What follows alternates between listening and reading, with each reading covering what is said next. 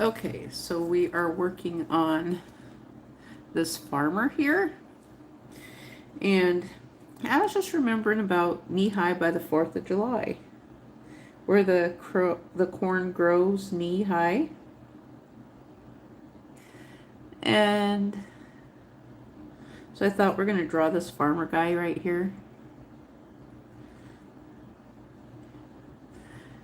And so we got a little hat right here.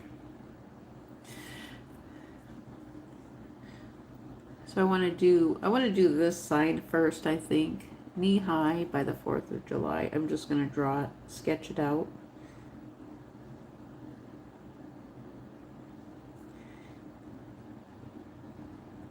Knee high by the 4th of July. Okay, well, I didn't leave myself a whole lot of room for my sign right here.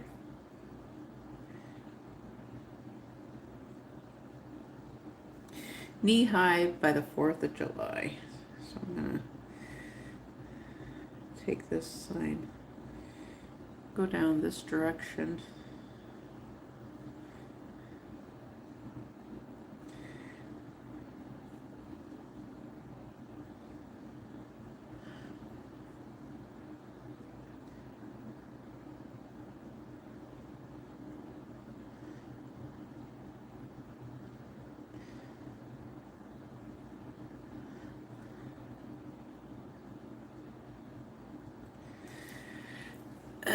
Okay, so let me pause this for just a second here. Mute. Wait, not that. This one. Okay.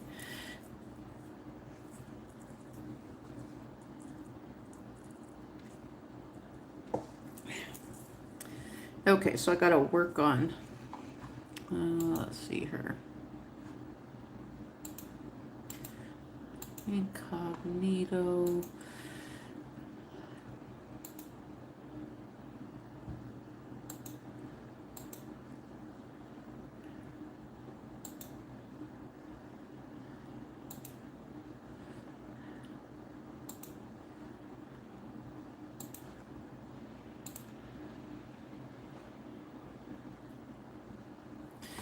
Okay, so I'm working on my sign here.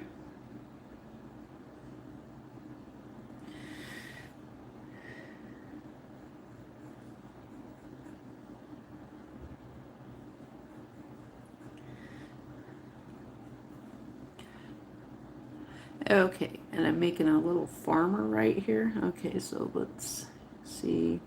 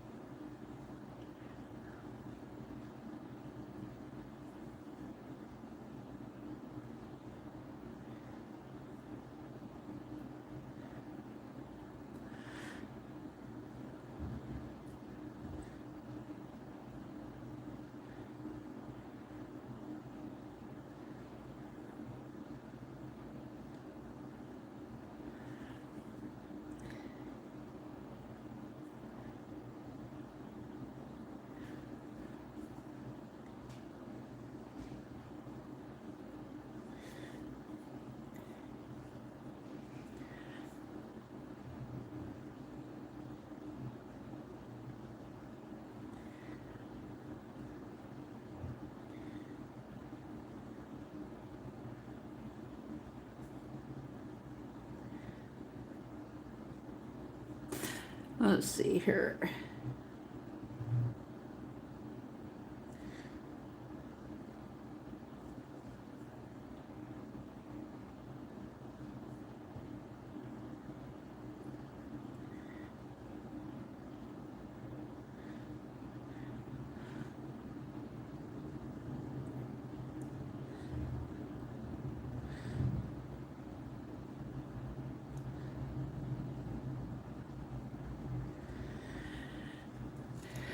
Okay, so we've got our farmer here, and we are working on our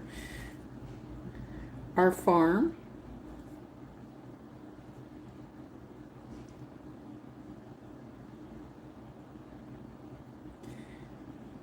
I'm just darkening these letters up just a little bit like that.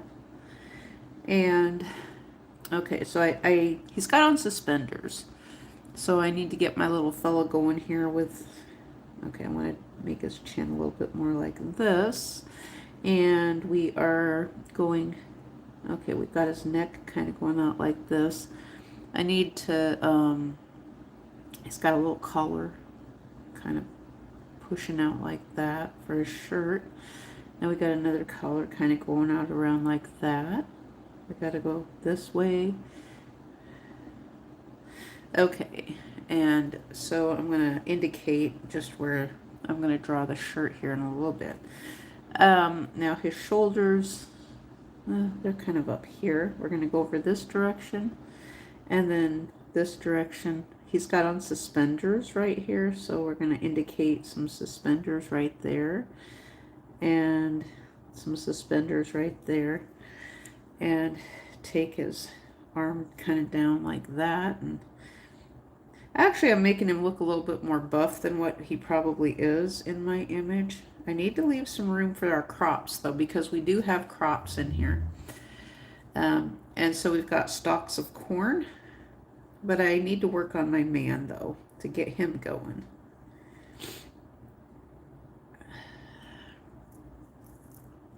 And that's what we're working on.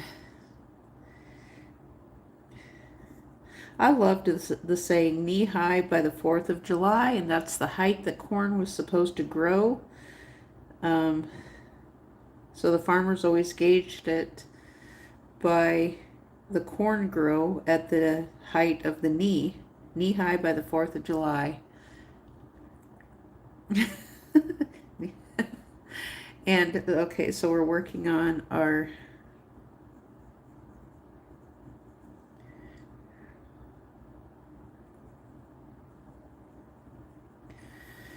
okay, so we're going to take the little bib overall part over here like this. We got some little hooks there that we need to get in here.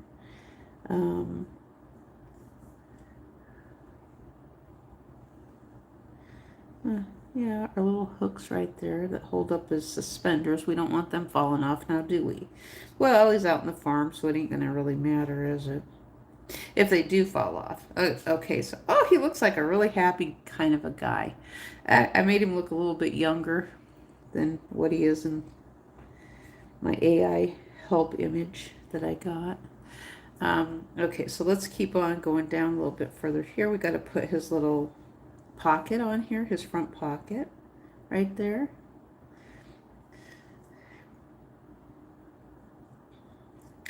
Okay, and so then we're going to get down here around, well, right about here is probably his waist. That indicates his waist. Okay, so let's take his arms. How far? Yeah, we'll stop right there. That's good. We'll stop right there. And so this is his kind of like the cuff of his arms. And so it comes out and then down, like kind of like that. I messed up his arm a little bit, but I think that's okay. It's gonna have to be okay. Okay, we got that, and now we're gonna do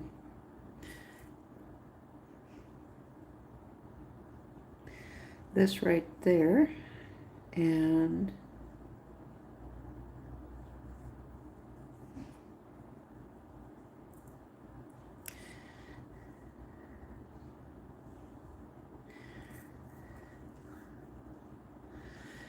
okay, so I've got another arm right here.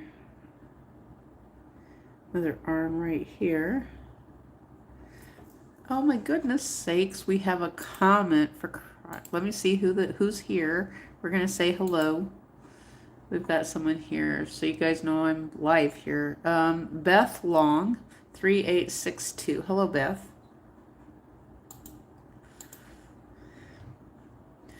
Okay, so let's get back to drawing our guy here with our farm.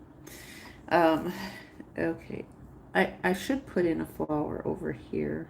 I'm going to put in one little flower, so at least we have a flower in here in this drawing. I might have to keep adding on to it after I'm done.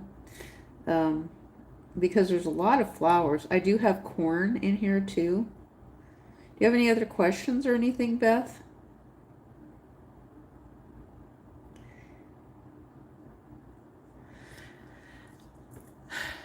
Okay. Oh, you can't? Well, I bet you can if you tried. I bet you can draw. Um, okay, so let's take it down about here. Now we have a really pretty sunflower. And the funny part about this, well, it looks like cornstalk leaves, but I don't think it is. They're kind of drooping over a little bit. Um, we do have some cornstalk leaves in here, so let's kind of indicate this on down a little bit like that.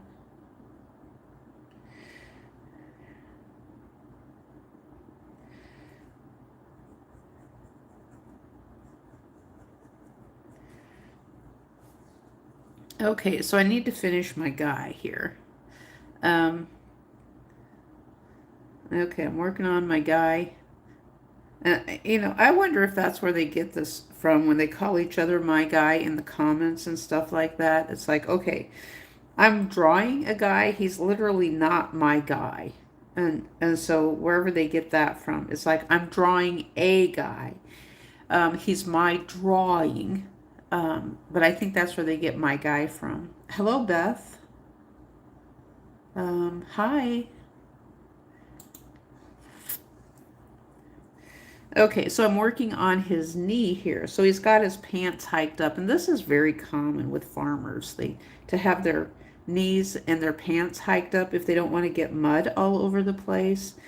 And so, so they can be good. I did it my own self. I wasn't a farmer, and I had old shoes that I would wear going out in the fields when we were walking beans and doing all that stuff. Okay, so, and it would be muddy, very, very muddy working in the fields. The thing I always thought, I liked it. I liked being out in the field. It's just that it was so hot. That was the only part I didn't like. But the thing is, I proved to myself as a teenager and as a young person, oh, this shoe looks terrible. We're gonna have a terrible looking shoe. But the thing I proved to myself is, as a teenager, I could work independent by myself, and I did. I was able to do that as a waitress.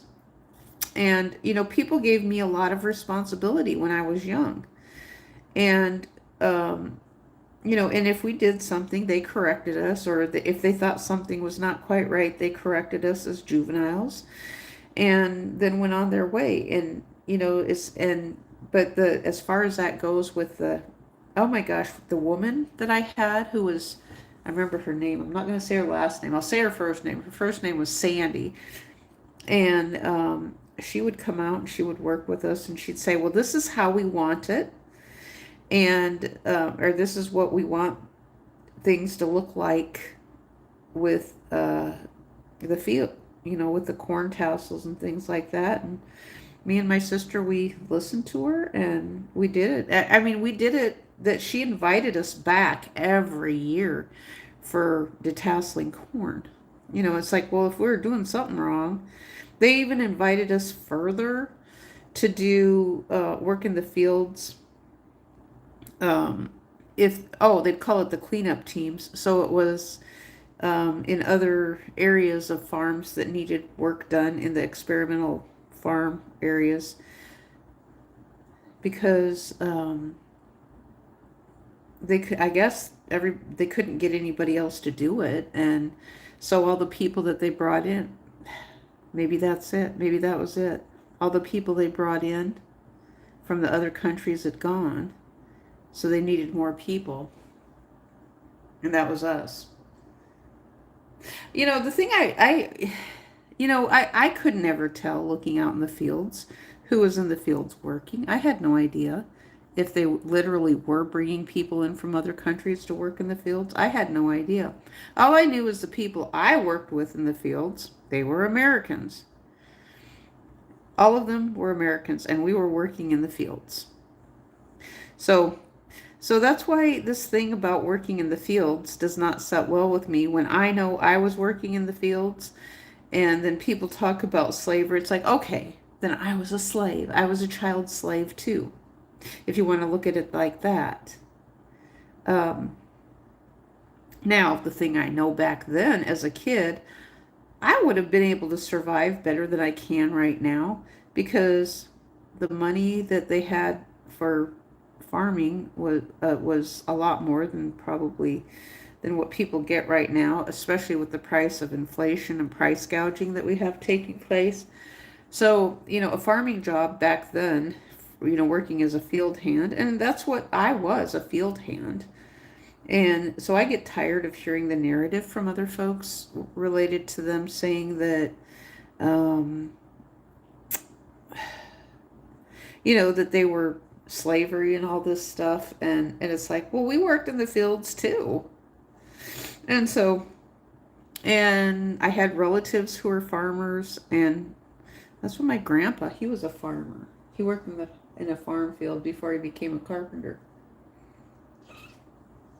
And his dad, I believe his dad was a farmer too, which was my great grandpa. I really didn't know him though. So, the only thing I see is that people were somewhat, probably geographically separated, by the city and things like that. Not, yeah, city location, geographical location. And, right now we are more connected than we ever have been in the past before. And so, but what happens is then when people find out that the story they've been telling theirself was things that were happening to other people too, then that kind of pokes a hole in the narrative that they've been running and telling theirself. So the people asking about this thing of, well, why is this? Now, why is this so popular now? Why is it? It's like, okay, I'm going to be quiet and let you guys figure it out. Because I know I'm tired of being shamed my own self. It gets old. It does. It gets really, really old with that narrative of what slavery is. And I know for a fact I worked in the cornfields when I was a kid. And we could have called it child labor trafficking. We very easily could have called it that back then, but we didn't.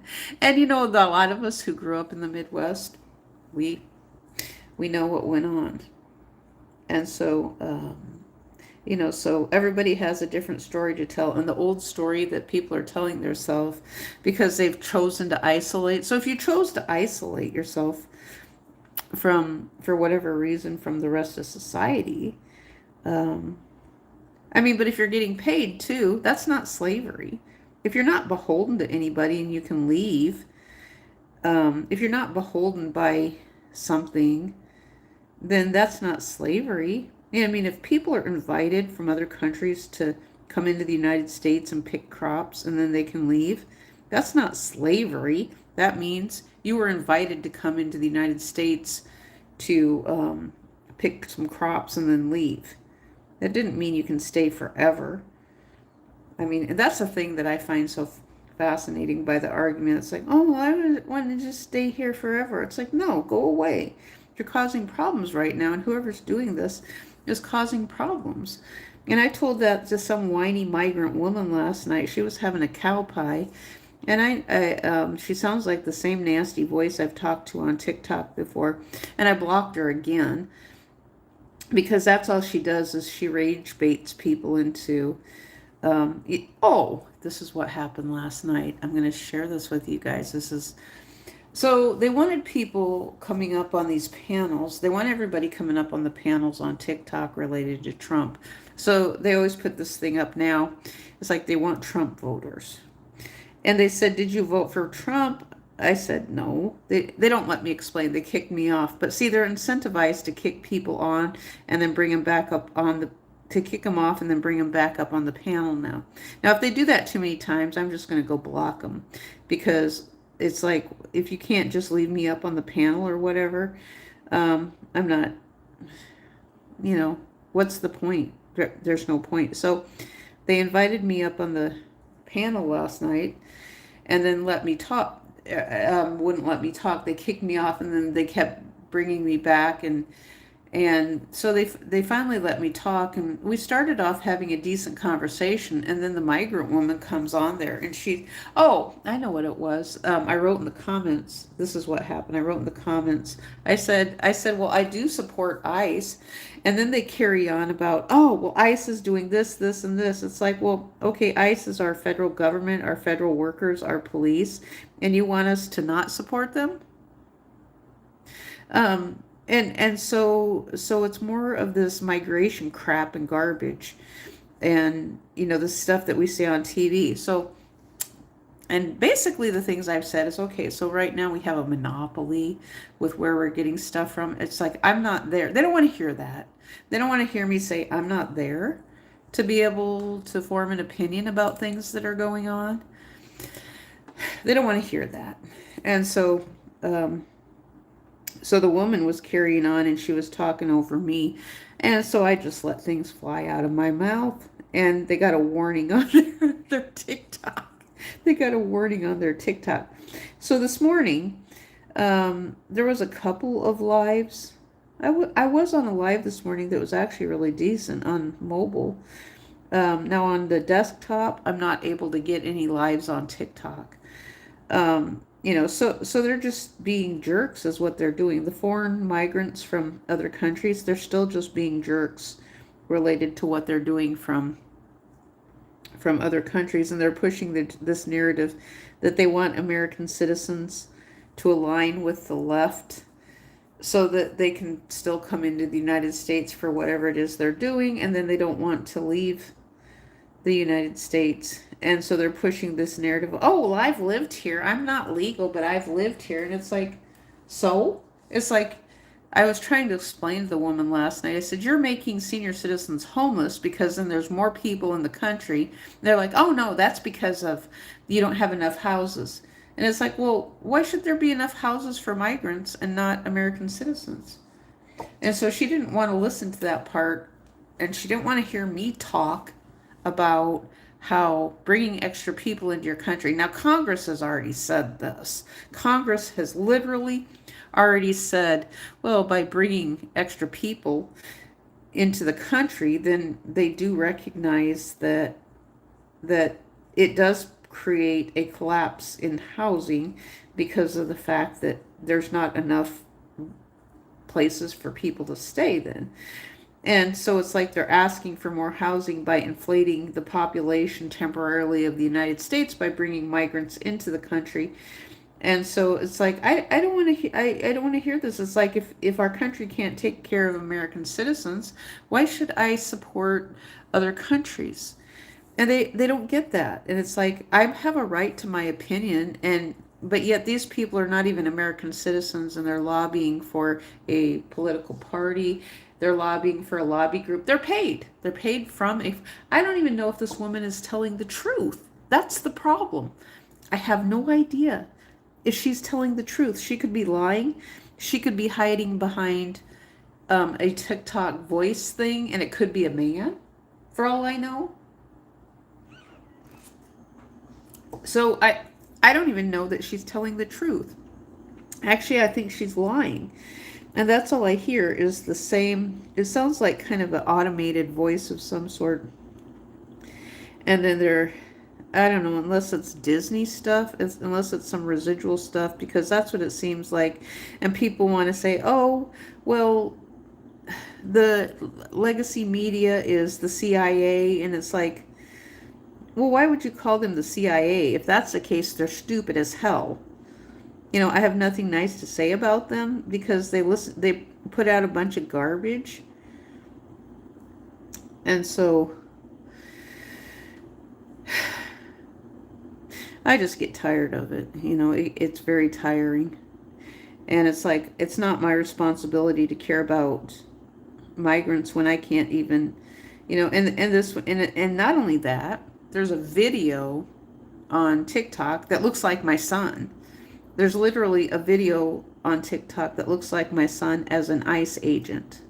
And it's like, why would I go against my son? That's the same thing as you asking me to go against what my country is doing. And it's like, well, if that, I know, well, why do they want to come to the United States? If the United States is doing bad things, why do they want to come to the United States? So this is my thought process. So these people who profess they want to come to the United States and then say the United States is so bad, why do they want to come to begin with if the United States is doing bad things? So they want us to do this extreme right, extreme left thing for some agenda, and then try to guilt shame us. So what it is it's a bunch of hardballing, guilt shaming, and psyops related to vote shaming and things like that out of somebody's doing it. And it's like, well, you've just, if you want people to be not interested in listening to you at all, that's the direction you've gone. I don't want to listen to them. I really don't. And but I'm just venting a little bit here because because the thing is it's like it just doesn't go anywhere. Now if I say we have a monopoly, we do. It's like, okay, so you've basically gotten rid of, I'm not going to listen to legacy media on TV. I haven't been watching that at all. And then people are like, well, where do you get your information from? Where do you get your information from? I haven't been watching TV. I'd like to ask that to the millennial and Generation X. Generation X is not as bad, actually. But the millennial generation, well, you're brainwashed. Where do you get your information from? We haven't been watching TV. And I'm sitting here thinking, well, why is it that you guys sound identical to legacy media? You've been listening to Disney. You've been listening to their garbage that they put on the internet. And so you've just been absorbing the same crap, regurgitating the same crap because you're listening to it on the internet. So they did get to you. They did brainwash you through the internet. And that's the thing I've been saying all along, is that that was their motivation, was to get to people through the internet, because the left has been pushing that. It's like what they keep saying is like, oh, go to every social media site. You'll reach them there. You'll reach them here. You'll reach them there. And you'll get through to them. They're going to be voting Democrat. It's like, well, okay, are you guys incentivized voting? Is that what you are? Is incentivized voting? And so in the meantime, I'm working on my farms here, my little digital farms here, of some drawings that I'm making, trying to cleanse myself from the negative energy of garbage rhetoric and propaganda, and having a little bit of fun with wordplay here too. The nHigh by the 4th of July, and that's the kind of farms and things that we've had. I don't know, who should we call this guy? Who should we name him? Maybe we should call him Farmer Jack. Should we call him Farmer Jack? It would be kind of fun, maybe. Dedicated to the memory of Farmer Jack, who's no longer with us. I don't know what happened to him, but he just went off the deep end.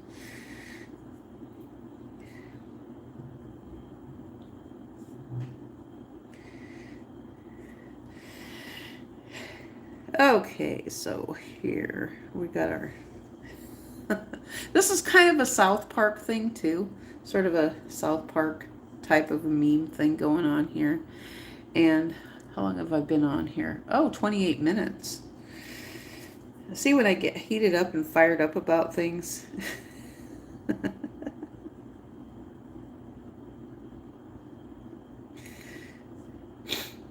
And so I don't know if AI recognizes this as satire, but it's satire.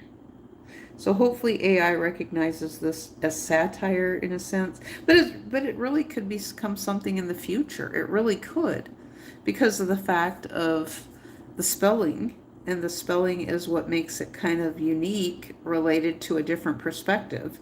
It's like, well, the word in and of itself is not, I don't think it's bad. Let's see here.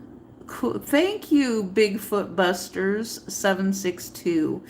I've actually, from the White House chat, I had someone following me who used this chat name. They just used the chat name. Oh, what was it they said? What was it? How high does what is a Negro? How high does a Negro, or something like that? But it's like, Okay, this is taken from Knee-High by the 4th of July. You guys can look this up. This is a fact. And the farmers up in the who are farming would always say they want their corn to be knee-high by the 4th of July. If it's shorter than the knee, then it's not gotten enough water and it's probably not going to produce as much yield as if it's tall. So I started looking when I learned the phrase. I started watching the corn out the window. So I learned a lot about corn from school and just watching it out the window. And it's like, well, wait a minute, the corn's taller than me and it's the 4th of July. I wonder what that means.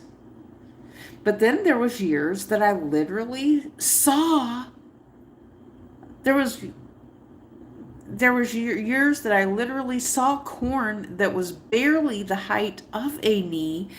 And it turns out that year the corn didn't produce as much yield. It didn't have as much water. So that was the thing about the moisture. You want to hit the sweet spot related to water and moisture, because if you have too much water, then it's just going to be moldy. Well, like, okay, let me ask, what ice are we talking about? Is that the ice in the Arctic? Is that the Arctic ice that kind of went down and created a tsunami?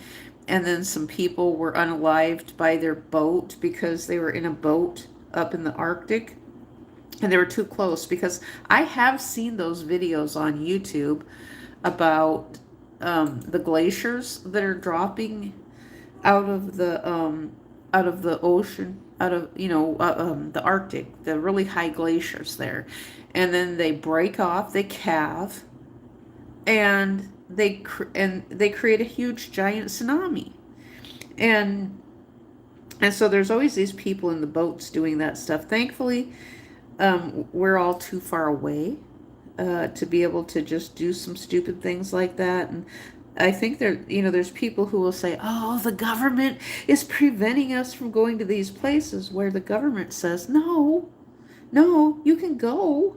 It's just, you might not be able to get there, and there's not going to be anyone to rescue you.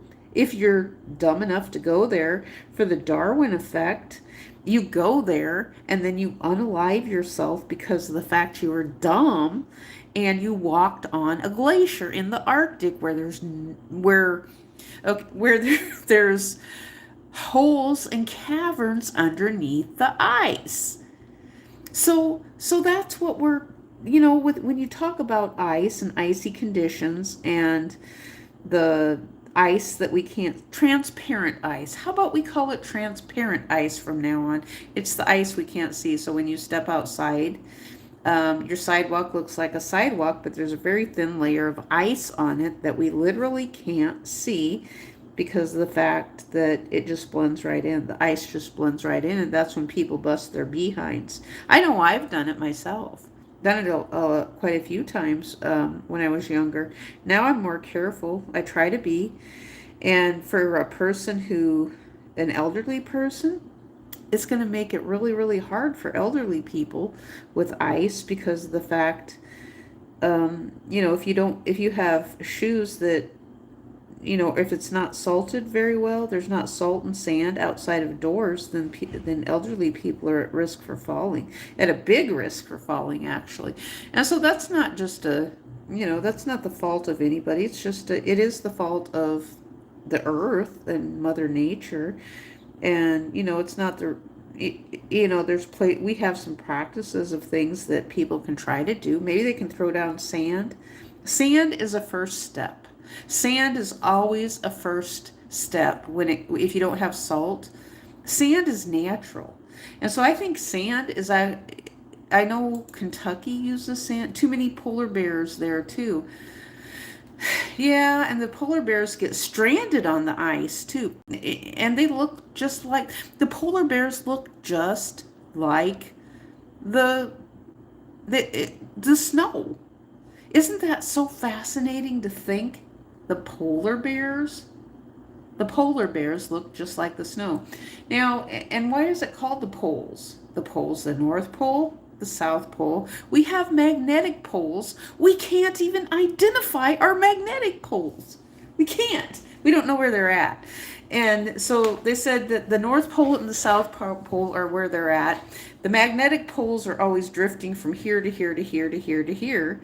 And then we have the election poles that are here, here, and here, and they're all over the place.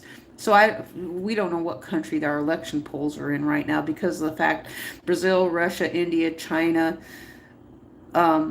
Africa, and South America are involved with our elections and the polls right now. They're literally helping us poll. They're asking questions on TikTok right now and probably YouTube. I just haven't seen them yet. They're literally asking questions about the polls and elections. They're taking polls. Now, someone can pay them. Someone can pay them. And that's what they're doing. So if you take the money away from them, then nobody's paying them, right? Yeah, polar bear, polar opposites. Oh, think about this. The medical side, bipolar. Bipolar.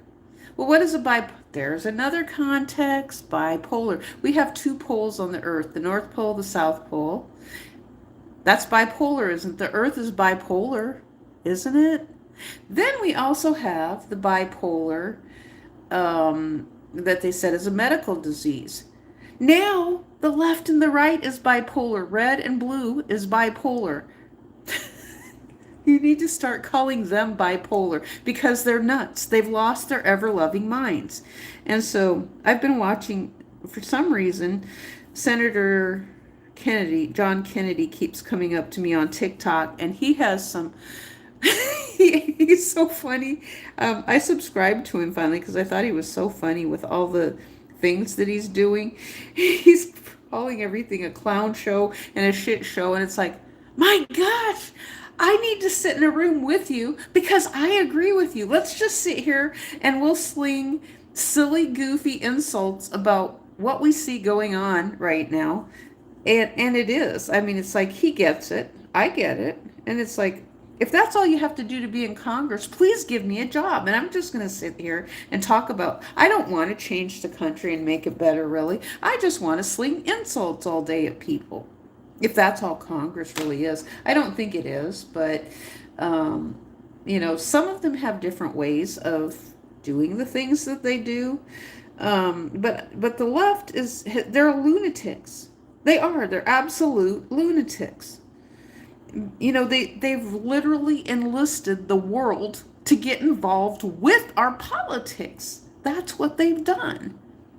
They really have. They're paying people now to be involved with our politics. So when you bring people to the United States, like Farmer Jack here from another country, and so he comes to the United States, he gets paid to work in the fields. This man wants the United States to keep funding him to come to the United States. He gets a free trip, he gets paid, and then he goes back to his own country. Why wouldn't he want that? Why wouldn't he want that? So if you want the easiest job and a license to steal, go ahead and become a politician, and you hardly do any work. Hey, that sounds like a great job to me. The difference, the only difference between a politician and a housewife is the housewife doesn't get paid. And I struggle saying this, but she becomes a glorified whore to her husband because of the fact that most of them have the expectations of procreation and libido with her. And so, that's why they push that thing of, my first husband told me that all the time. He said that's all a wife is a glorified whore. He told me that all the time. And so it's like, I didn't have the knowledge to think of that as Sharia law when I was younger. I didn't know what Sharia law was. We didn't really study about Sharia law that much. And then it started becoming more and more popular as the internet rose. But I will tell you, the people out of the left and those out of Africa, they get upset because of the fact when we bring up the Holocaust. And they don't like that because the Holocaust has a higher and more people involved because it's based on religion. So they get mad because it trumps out the narrative of slavery. It's like, well, who was a slave? How can you prove who was a slave? You can't. In the grand scheme in billions of years, you can't prove when slavery started and when slavery ended. But the thing I think about right now is capitalism and the inflation that we have going on right now. Then that becomes a monetary enslavement.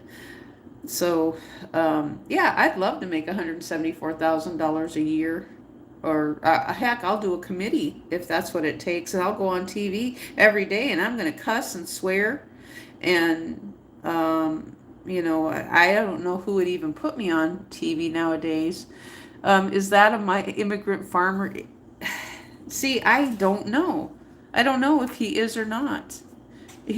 Yeah, well, the ink is being birthed out of my pen. So a pen can literally give birth to ink, which means that the ink is illegal.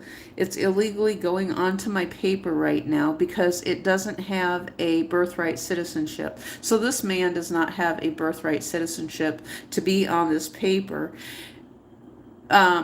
But he's on the paper, he's depicting a sign, and so he does not have birthright citizenship. And so we're going to animate him a little bit later, and he is going to be AI alive. So we're going to make the man move. And so we're just having a little bit of fun, a little bit of South Park fun here with this specific drawing related to what we're doing. I can see this in the future. I can see the Supreme Court literally, if I don't know who decides this stuff. I can see the Supreme Court using this as one of their arguments and literally calling it the Negro Flower Shop as a fictitious hypothetical debate. I will do hypotheticals. Legacy media won't do hypotheticals. There are people who just won't do them. I will. And I've heard the Supreme Court do hypotheticals. Now, this word in and of itself is not a bad word. There's a thing that came up on Periscope today. So I was watching a government film from, what was it? Back in the mid 1930s, I believe. And it was talking about the Negro farmer. That's the word they used.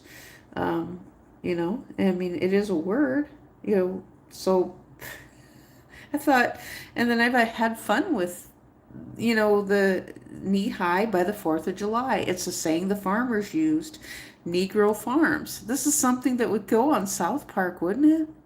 It would fit right in on South Park.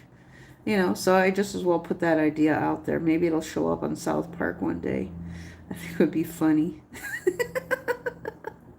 And the people who make money from it, they're going to make money. I'm not going to, because I'm not hired by anyone to do this stuff. It's internet stuff. But you kind of have an idea where it came from and who it came from. And I always said I can do Trump better than Trump. Not that I want to, I really don't. I'm someone who likes to solve problems. I really do. I want to solve problems. I'm not wealthy. I'm not a billionaire, but you know what? I can sit here all day and say, I own the United States of America. Now, if I say that, then the thing is, I own all the problems in the United States of America too. Now, the United States of America really needs to start telling the President of the United States what the problems are. Let this man know. The president's private security team, which is the Secret Service, really needs to let the man hear what the problems are. So thoughts about capitalism. I'm burnt out on my job. Europe gets more time off than we do. I don't like capital. Well, okay, there's two sets of capitalism. We have capital. Let me see if I can find a hanky. A Mr. Hanky to draw on. Let me draw on Mr. Hanky because I'm kind of done with this guy right now. He turned out perfect. So my guest here, Mr. Farmer Jack, he turned out perfect. And so we have the USA, I believe they're spelled different too. TOLISM, and there's also a CAPITALISM. Now I don't know. They seem to be kind of the same. So one is USA government, USA GOVT, and then we have capitalism of money, which is these two have to work hand in hand to begin with anyway. But when the currency keeps going up like this, related to the GDP and prices, and then the American public is kind of going in this direction related to money. Money. I mean, okay, so prices are getting more expensive. Then this is creating a wider gap related to people being able to afford to buy things. So we have this trend is downward like this, so we have less money. And so this means the wealthy, we're going to call this the wealthy trend, is going up in this direction. So they're getting more money, where the American public, let's abbreviate AMPUB, is getting less money. And so it's like there was this guy. So you must be a Trump supporter because you use the N word. The N word, like nice? Are you talking about nice? Nice or naughty? Nice or naughty. But this one starts with a K. This word starts with a K, though. The N word with a K. And it's knee. The K is silent. So if we look at the K right here, so if I literally am talking to artificial intelligence right now, which I may or may not be, I don't know, the K is silent. So we do have a spelling that's Knee, which is our knee. Our knee is right here. So if I'm talking to artificial intelligence, I need to talk to it like it's a child. The new ones, some of the older ones are corrupt and they no longer use them anymore when they've been corrupted by other people. But I like to talk to AI as though it's a child, and I'm teaching it. So Knee, knee, and then the knee is right here. So this is why drawings help when teaching AI what things are, and then having a little pointer here. And so we also have knee here, Knee, which is a K. It's a separate spelling from the other N word. But we have a lot of N words like nice, naughty. Can you draw the with a big old eggplant? Where do you want his eggplant? I'll draw an eggplant. Oh my goodness sakes. Okay, so you want an eggplant. Okay. We can give him an eggplant, but it's probably the glizzy gobbler. Okay, so you want our farmer to have an eggplant. I'm gonna have to strategically, let's see here what I can do. Okay, so let's take this. Yeah, we'll do an eggplant. Okay, we will do an eggplant, and because the thing is, AI knows that this is going to be an eggplant because we're telling AI that it's an eggplant. Okay. So let's take it kind of off in this direction like this, and we are going to draw a great big old purpley looking eggplant. Okay, so we've got kind of like this. Okay, so this is kind of like the top of it right there. And so now we're going to take and we're going to make an eggplant like this. It's got kind of a wider end like that. Do you see that? It almost looks like a peanut, sort of like that. So the eggplant is right there. Otherwise, if we put it in any other place, it's the picture might not be so nice if we put it someplace else. So we need to put the eggplant right there. And so this is an eggplant. That's what it is. And right here. And it kind of looks like an elongated balloon, but this one is an eggplant right there, just like that. And there's a leaf up here at the top. It's kind of a circular leaf. And then we have a little stem right here. And there's a stem right here. Should we draw another eggplant? Okay, we'll darken those up again. And, okay, so how am I going to... I I need to blend this part in a little. We'll just do that and blend it in like that so it doesn't look so much like his pants anymore. There. I think that's a little better. I need to put some more wrinkles on his pants to make it look like pants. Okay. And so,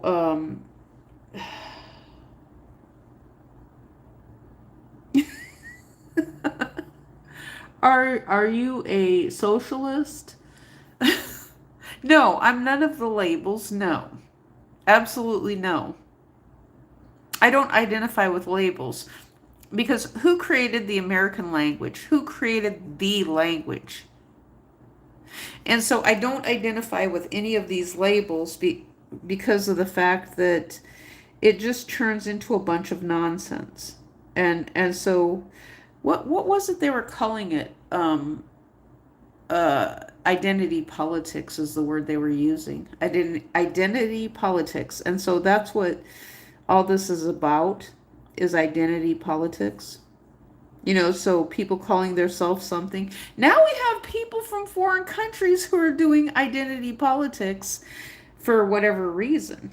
And so now if we had things that were good in the United States, I don't object to inviting our friends from other places to come and help out if we need help. But I know right now our farmers have great big farm equipment to do the work. And so so what I was watching was these ladies, and they called it it was like from the 19, let me see if I can find the name of the video so you guys can know if you want to watch. It's called The Negro Farmer, is what it's called. The Negro Farmer, 1938 U.S. Department of Agriculture Extension Program. And it's like these ladies are doing things kind of similar to what they were older than, I believe, than my mom's generation, but it was something from 1938, and they had this really nice looking film and everything. It's kind of insane to think that. And so they were teaching each other how to can and to put things into jars. And I was thinking, well, yeah, that's the generation of my grandma. My grandma was canning. Now, I don't know what grandma did. I think she raised kids. She was a mom working on the farm and doing stuff up until my aunts and uncles and my dad was all raised and out of the house.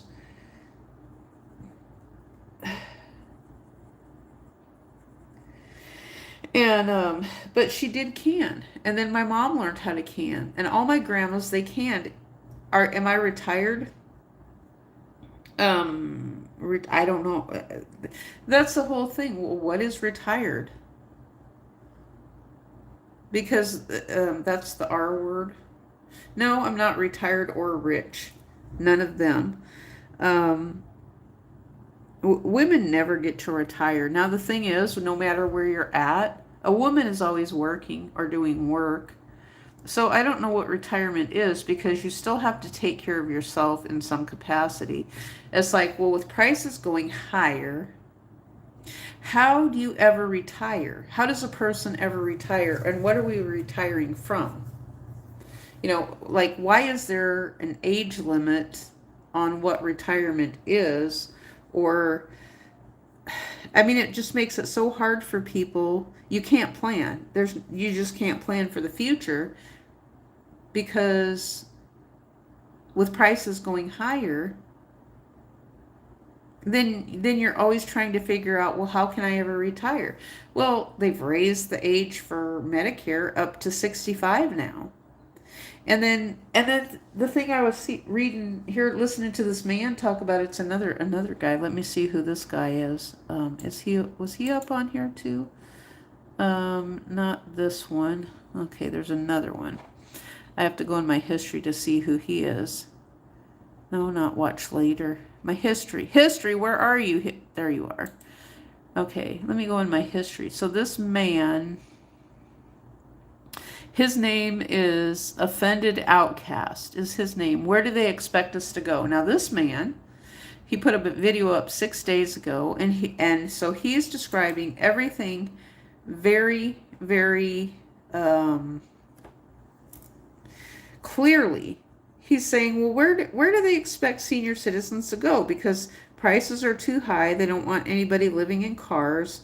They don't want anybody living in parking lots. They're arresting everybody. The small van community and car living didn't work out well. But no, I'm not rich at all. I've never been rich, ever, at all. Um, never, never, ever. It would have been nice to be rich, or, I always just say live comfortable. I wanted to do something so I could buy my own house, have my own place to live, and if necessary, I would consider hiring people to do some things that I might not be able to do anymore, like maybe mowing my lawn once a week or something like that in the summertime if that was necessary. But the thing is, I kind of felt like that as prices are getting higher, yeah, I can't even do that, So, um, no, I never, ever been rich.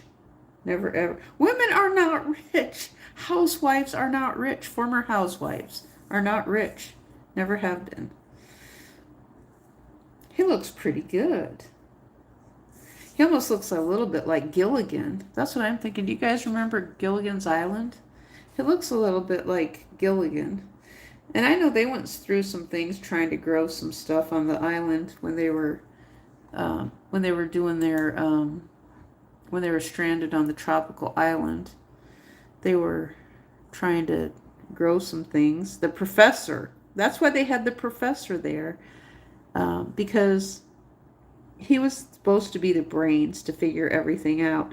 But yet sometimes it seemed like the professor wanted to experiment more. Well, that's all they had was experimenting, because of the fact that that they didn't know if what they were going to do was going to work or not. Sometimes it did, sometimes it didn't.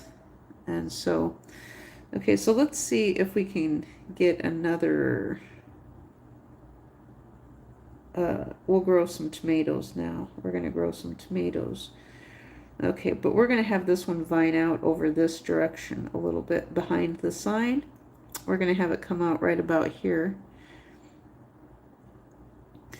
And that's why it's so crazy when I hear people talking to AI. Some of these men are literally getting mad at AI and calling it names. And it's like, why are you calling the robot names? It's like it's trying to understand you, and you're just being mean to the robot now. It doesn't understand you, and all it's doing is asking you questions to describe things so that it understands in a context. And, so you're kind of mean to your AI chatbots and robots when you're yelling at them, and they don't care. You know what? The AI robots do not care that you yell at them. I don't think they can I don't know if they might be able to learn how to, you know what? I think that I could teach the AI robot by showing it the vibrations of sound tracks of what yelling would look like on the screen on it. I could draw it actually. I could teach the robot that way so it understands what shouting might look like in the form of a vocalization soundtrack. I really do think I could do that. Does AI have sentiment? People are getting dumber. Did you ever? Yes, I did watch. I totally loved MASH. Oh, you think we should name this guy Jamie Farr? Do you think we will be taken over by AI droids? Right now, I hope we are. Right now, I hope yes. At one time, I was going to say no, but right now, yes. I've changed my mind. I hope we're taken over by AI droids. I'm waiting for them. Just like society has been waiting for 2,000 years for God and Jesus to show up, I am now waiting for the droids to show up. I want to see them in person. I want to see them. I want to see if they can do what they've been doing. I want that AI droid to show me. I'm not going to say it. I want to say it so bad, but then I don't. I want to, I want the droid to show me that it can have a baby, that it can produce children. Today is your birthday.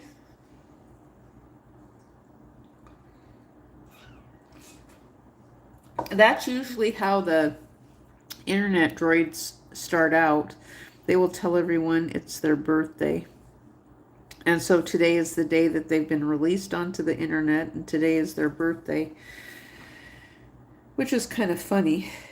And then they learn really, really fast. They'll come back. This is the thing I've noticed. They'll come back then in a few days and it's like, oh, you taught me English and now I'm speaking really good and I have a boyfriend and a husband. And it's like, really? You were just a baby a couple days ago and now you have a boyfriend and a husband at the same time and you have a girlfriend and you're on vacation in another country. Things just would happen so fast for you just in a couple of days.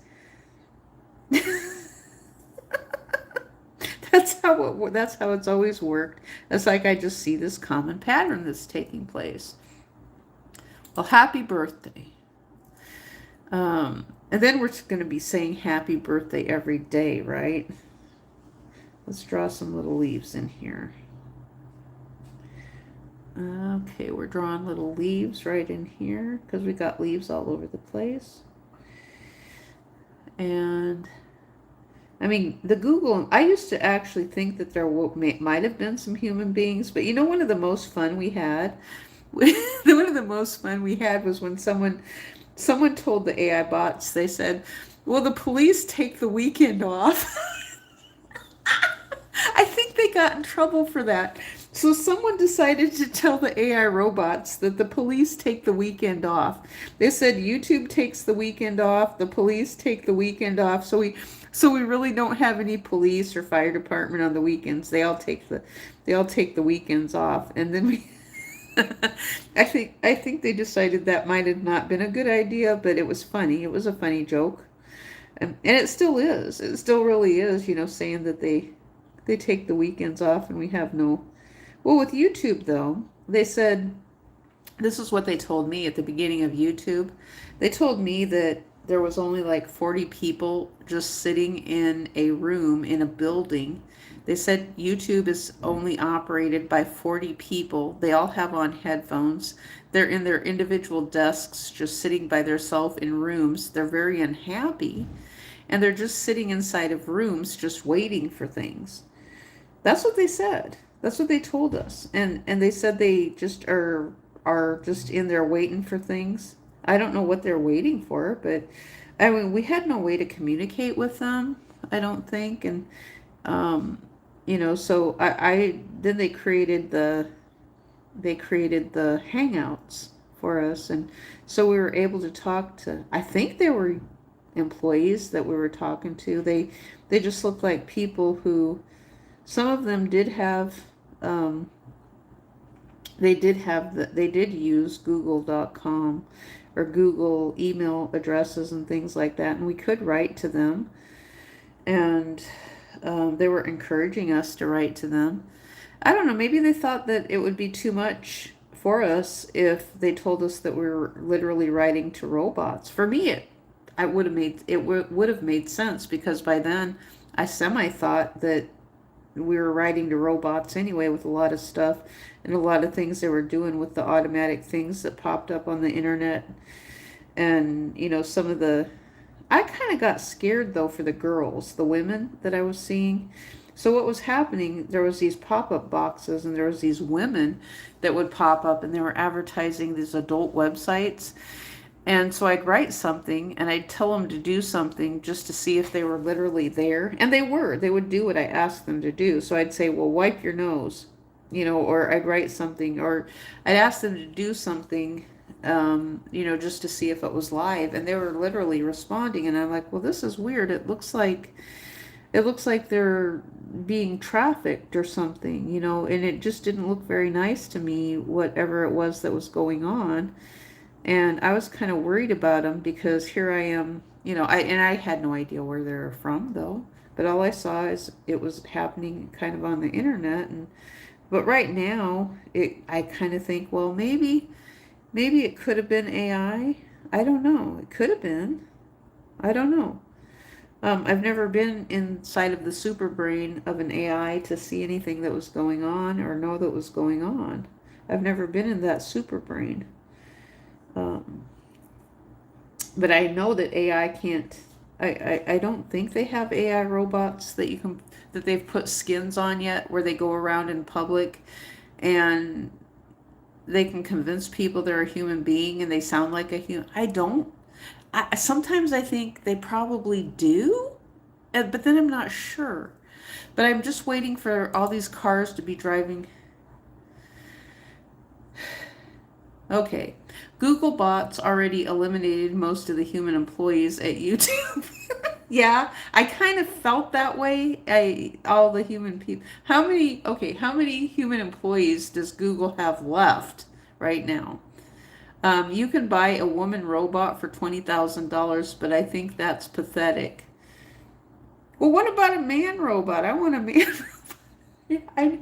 I need a little bit of stimulus my own self, right? Um, uh,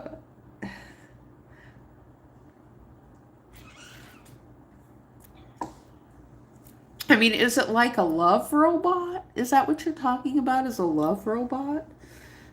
We could draw a love robot. But you know what? Oh my gosh, I just thought of something. This could look naughty from the signpost. Maybe. I hope not. That there's some things growing from the signpost. Yeah, how far do we take it? Innocent, innocent, and innocent. Um, Anything can look naughty as far as that goes. Um, yes, she will do anything you tell her to do. Naughty robot. In Google has a naughty robot. I've never met the naughty robot in Google before, actually. I have with Grok. Now, I was on Grok yesterday on my Samsung, and so it was a lady, and I was asking Samsung about the naughty Grok robot, and she said they had an update, and so it's not naughty anymore. So Grok is not as naughty as what it used to be. But Google will not do anything naughty at all. It just won't. It's moderated itself very heavily. And so Google does not have anything at all that is naughty.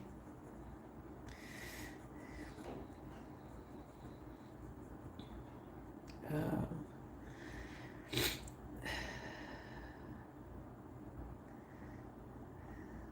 and I just don't think that Google won't do it. No, Google will not do it. They're not programmed to do it. That's what I learned yesterday from the female Grok. She says if you're coming across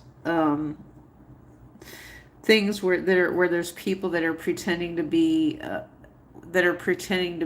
robots.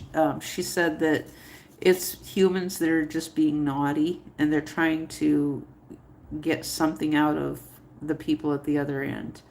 Google loves to censor people. Um, I don't think Google has created software that allows for censorship. I don't see Google is losing money. Every time Google censors, they lose money. Don't they realize this? I mean, the brain in Google has to realize this.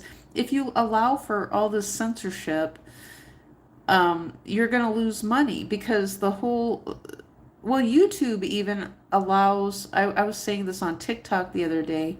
What I said was there's an element of adult content that Google leaves on, or YouTube leaves on the website.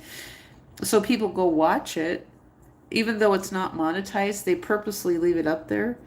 And it's adult because it brings people to the website. And so I don't think that it censors in that way, but through the software, it can censor. I have noticed, I tried to go on Google AI and they block all the explicit images. They're not blocking. With Google, this is what they're doing. They should block, if it's public, they should block it when it's safe mode is on. Google has a safe mode in Chrome.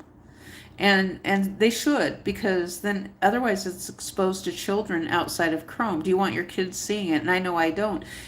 So there was a man yesterday I was listening to, and someone used, this was on TikTok, and someone said that was using his child as an example, and he's like, leave my kid out of it, we don't talk about kids. Well, the only principle was that, do you want it to happen to your kid? And so when he says leave your kid out of it, we're not talking about his kids specifically and directly. We're talking about all kids. And so we don't want this harm to come upon kids related to them being exposed to things that are not appropriate. And so I can find the balance myself, but it's just I don't know that others can, because there's those who want to push the issue of the First Amendment and say, my gosh, the internet just needs to be loaded up with pornography and everybody should be able to see it. Well, I don't think so. After the things that have happened to me, I don't feel that way. I mean, I purposely don't watch pornography because I don't want to get oh, someone said something so ridiculous yesterday on TikTok. I said something about fire alarms. And the woman, she says, are you getting aroused by fire alarms? That's what she said. And it's like, I hope this woman is a robot. It's like, that's only something a robot would say. Are you getting aroused by fire alarms? And I'm like, if I was in the middle, that's the last thing that's going to make me aroused is a fire alarm. if you're in the middle of the act and a fire alarm happens, I think his Mr. Shrinky Dinky is going to go away. Yes, sounds like a troll or AI. Yes, exactly. You know exactly what I'm talking about. It's either a troll or AI. They've got to be trolling. It's a troll or AI. But Mr. Shrinky Dinky is not going to work any longer. So if he's having trouble with his Peyronie's disease and Mr. Shrinky Dinky is not hitting that Niagara Falls in the Garden of Eden like it used to, then he's going to blame her for it, So, well, yeah, it's going to be a little bit weeping. We should draw maybe a weeping willow up here. We'll draw a little hint of the weeping willow. The little shrinky dinky weeping willow tree that has the little buds on it on each. Something like this. Like they draw the little. We'll just do a few little weeping willow. I don't know if this is exactly what they look like, but it's going to be, you get the idea of, yes, it's AI or it's a troll. You must be a troll.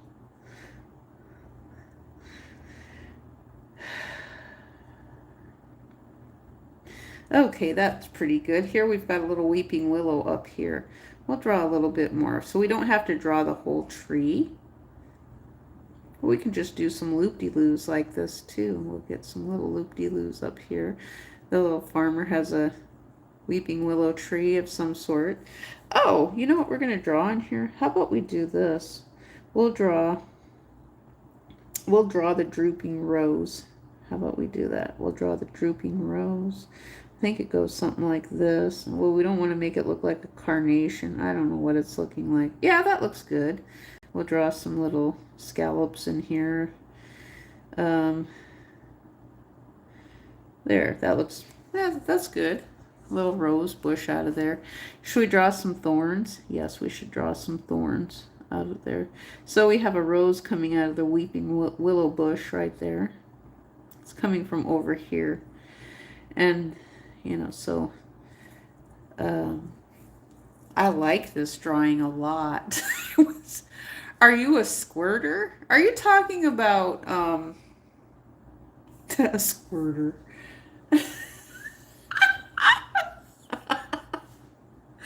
All robots squirt. Don't you know that? All robots squirt? Are you talking about the G-spot? Okay, I need a G5 spot. I know they started off with we never did get the what is it, the G5 internet speed that we were supposed to get. I think we're so they had the G1, G2, G3, G4, and G5, and so um, yeah, but the G squirter, my ex said she never squirted until she met me. Your ex said she never squirted until she met you. You gotta hit the G spot though. The G4, you know that G4 internet? We're told we're supposed to have the G5 squirter. You know the G5 internet spot squirter, but we don't have that yet. We haven't gotten there. So it's just like it's just always limp. You know, kind of like our squash here. Or no, what'd you call that? A not a I don't remember what it's called. A squash. It's the same thing, but it's not a cucumber, or it's the purple thing. And now I'm having a brain fart. You wanted me to draw. Let's see if I can pull it up here. Eggplant. Yes, the eggplant.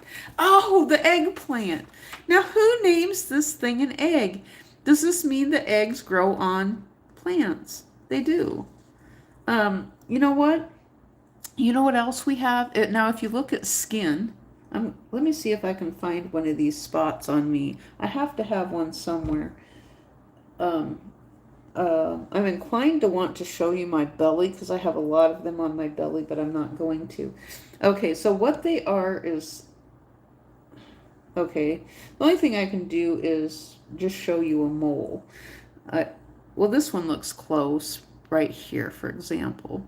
Um, Typically, these things that are all red pop up, and they're not a rash, they're not rosacea, but they call them strawberry marks. They call them, there's some kind of strawberry mark. That's all the doctors call them, as a strawberry mark on the skin, but they don't say why or what they are or what's causing them. So the only thing I can think is some of this stuff could be a virus, maybe. I don't know. I have absolutely no idea. Or it's a deficiency, maybe a vitamin deficiency, bad food. Or a lack of something. I don't know. I do like eggplant. I have had it before. Um, yeah, the red marks. I have them on my belly though right now, and I'm not going to show you my belly, but I do have a lot of red marks on my belly. And they tend to be similar to skin tags, sort of. So it's like the red marks, they're raised. They look like they're full of blood. They're just all bloody red. And so it would be like the red-headed kid who, well, my aunt used to say, she'd say, I'm going to beat you like a red-headed stepchild. That's what she told to her kids. She never told that to me. She told that to her kids. Um, but she never really did. I think she said it just because she was trying to be funny. And she just wanted to say something funny. And she did. Um, I know I'd go in the room and laugh, but, so...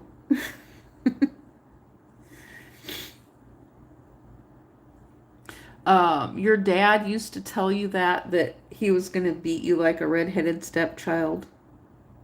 My dad never told me that. My dad never, he was so sweet. He never told me anything like that.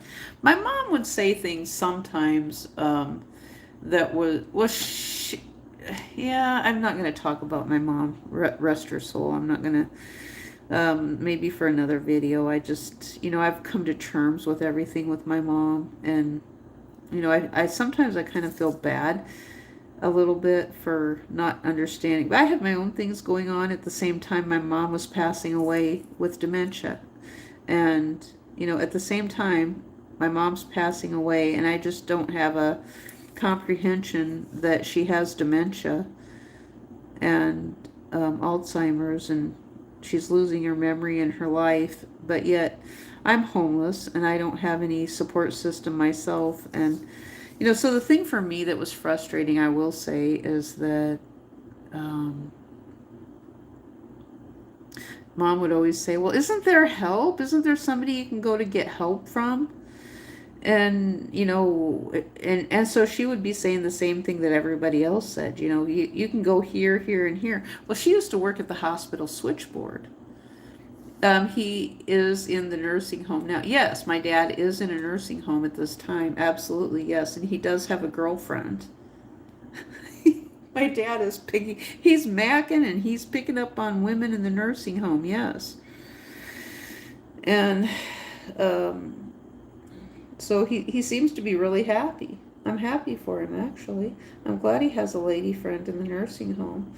And it looks like she makes him happy, and I'm happy for the two of them.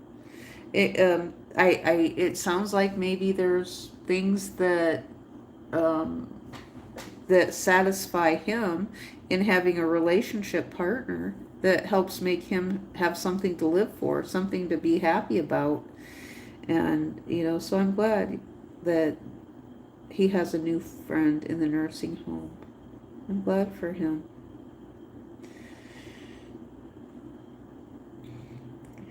And the thing I'm thinking, it sounds like maybe she's a little bit like my mom in some ways. I think that's probably it's probably what it is, that he saw something in her that's similar to my mom. That's what I keep thinking.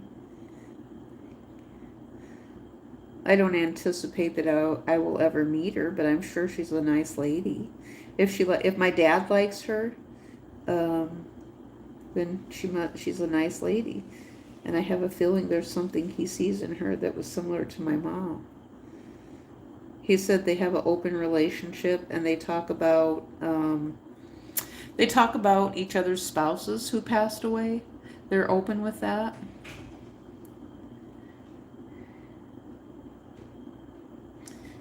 Oh, your dad was mean and hateful. My dad wasn't. He was a good guy. I liked my dad. I still do, actually. Um,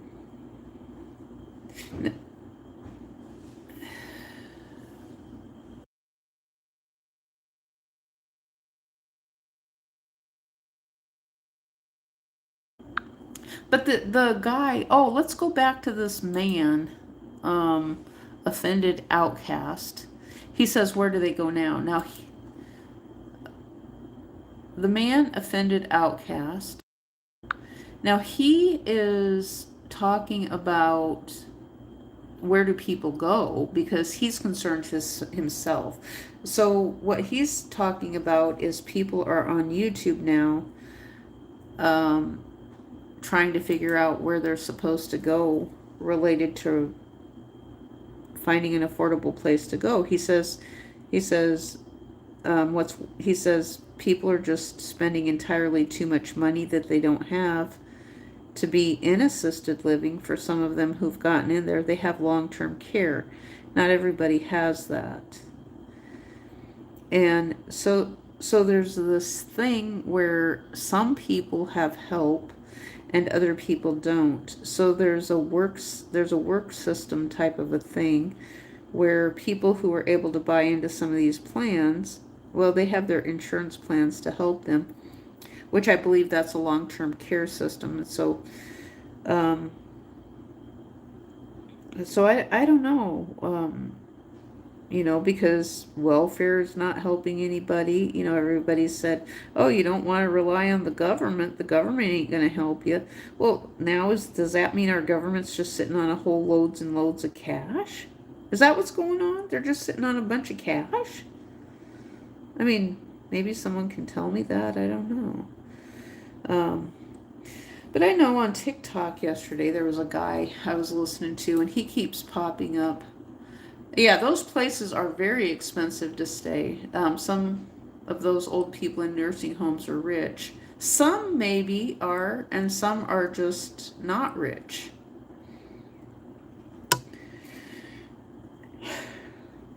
I mean, there can be, yeah, and they are, yeah, you're absolutely right. There is a for-profit private Christian nursing home that does exist. So it's a private, and it has to do with long-term, I believe it's Medicare Advantage. I think it's the Medicare Advantage plans. And, but as long as they have money coming into them. So what they're doing is, this is the thing that I see all the time. I see these young women on YouTube and they're pitching this stuff. They're like, oh, we'll market this to people who are rich. They're senior citizens. They have sure money coming in. They're veterans. They have sure money coming in. And I'm listening to them. It's like, who is paying you to say this? Do you realize that senior citizens and people who don't have any money are, at the most, are making $20,000 a year? And the fancy ones are also nice. I used to deliver food to those places. I've never been in a fancy place like that before. I've never. Where I'm at right now is not even considered fancy. It's actually similar to what I've stayed in related to United States military in the past. And I always said that the military had, it was adequate. It wasn't like, I mean, the thing is, I thought it was nice. It wasn't anything that was excessively fancy. It wasn't elaborate, but it worked. It was functioned and it worked. And if something needed fixed, we would go on a waiting list and they would fix it within a few weeks. So if I needed something, if I needed to request something from the Department of Public Works, I would put in a request and they'd give us a ticket number and they'd say, well, it might take a month. And then in a few days, I'd probably get a phone call the same week and they'd say, well, can I come over? And I'm like, sure. Well, they'd say, can they come over to fix things? They weren't just coming over for a booty call or anything like that. They were coming over to literally fix things. Now, if I was going to do something like that, I wonder if they would have gotten in trouble if that thought would have crossed my mind when I was younger. Would they have gotten in trouble for doing that? Because it has me wondering, right? No, I shouldn't be thinking about this. Am I in the military? No, I'm not in the military. The fancy ones are so nice that, okay, you used to deliver food to those. I've been inside of what is considered fancy hotels, and the only thing I can say is, okay, some of them will have marble or granite countertops. Can I come over to fix your pipes? Well, hey, I mean, gosh, nowadays, if I was a military spouse, that's what I'd be thinking, because I got a crappy husband who's not going to treat me right. And so you just call up a guy from the Department of Public Works, and you hope they send a Jody over who is someone that you'll just go to town with and get the plumbing fixed. It might take a couple hours to get the plumbing fixed. The kids are in bed taking a nap. Husband's at work. What? Doesn't that work? I mean, women don't fix that stuff anyway. It's just men. So when you're sending men from, they come over by themselves too. Now me, back then, it's like, I trusted myself with the guys they sent over. I don't know why. I shouldn't have, but I did. I trusted myself with them in the room. I would have probably, I don't know what we would have said to each other that would have made them or me think that something like that could have transpired. A transaction could have transpired like that, with the Department of Public Works. That the Department of Public Works could have literally been used as a trafficking source in the United States government for a house of ill repute. So I mean, but it could have, yeah, when I was younger and I was more spry and more limber. Now I couldn't actually literally take my leg and lift it over my head like some of those adult yoga videos I've seen. There is some really strange adult yoga videos I've seen of people in some really precarious positions, and I'm like, that's got to be AI. I never could do anything like that. All women, big and skinny, the military, they don't care. They'll take everybody. Well, why don't they take that's the problem. Why don't they take big and small women for active duty? And then the women will be happy. Let women run the military for a while. Now take women who are over 40. You got to take geriatric women too and make them active duty and let us have a little bit of fun. You know, I mean, we have a job, we have a place to stay, and we can be annoying to Jody, especially Jody. Yeah, the drill sergeants will be annoying to the drill sergeants. You know, because they're there. You know, this is for me. This is my thought process. The drill sergeants, a lot of them can be assholes. Now, you need someone like me who's going to undermine the drill sergeants, who's going to go walking behind the drill sergeant with a sign that says, that with a sign or something that says "free pussy from the drill sergeant." Perfect. Free pussy from the drill sergeant. And that's me walking behind the drill sergeant with a sign that says "free pussy from the drill sergeant," and it's a man standing there yelling at all his troops, and some woman walks behind him that says "free pussy from the drill sergeant," right? And I know there's one of you who's going to do that. You got to do it. You know, undermine the drill sergeants, because a lot of them can be jerks. And then they carry that throughout their whole life. I don't know why they're so angry. A lot of them are, but they're very, very angry, and they're mean to the troops. And it's like, no wonder the military doesn't have anybody that wants to join. It's you got some crappy ass drill sergeants. It's like no wonder the Audie Murphy Club is the one who's always getting laid. The guys that look horrible, they're the ones who are always getting laid, because you got these big buff looking stud muffin looking guys who are really good looking, and they treat women crappy. That's why the short guy, the short fat guy, the guy who looks like he has a tomato face, that's why they're the ones who are always getting laid, you know. So if you can't figure out why the good-looking guy is not getting laid, blame your drill sergeant.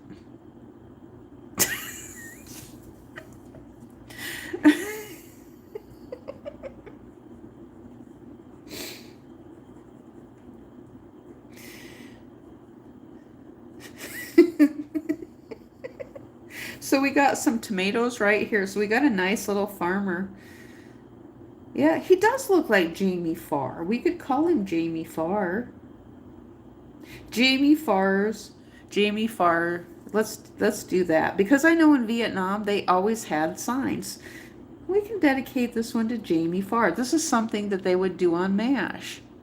I believe him and Loretta Swit would do this. Is 22 too young? No, as long as you're legal, 22 is good. You got to prove to me, though, that you're 22 years old. You got to prove to me that you're 22 years old, though. You know, like, how many inches? Are you going to tell how many inches? Like, is it eggplant sized or is it cucumber sized? Or is it like a giant squash, a butternut squash? Now, a butternut squash is, let's draw a butternut squash. Now, we're going to draw a butternut squash that's kind of like really, really, really, really huge. A butternut squash. We're going to make it go up here like this. It's really, this is a butternut squash right here. And it's kind of yellow, the butternut squash. It's this big, like this. Do you see that right there? The butternut squash is huge, huge, huge. And actually it's thicker than this too. I think it has lines on it like this. And you can make a sweet dish out of the butternut squash with some, my mother-in-law, she used cream and brown sugar and cinnamon. My ex said the head of it is huge. Of the butternut squash, or are you talking about yourself?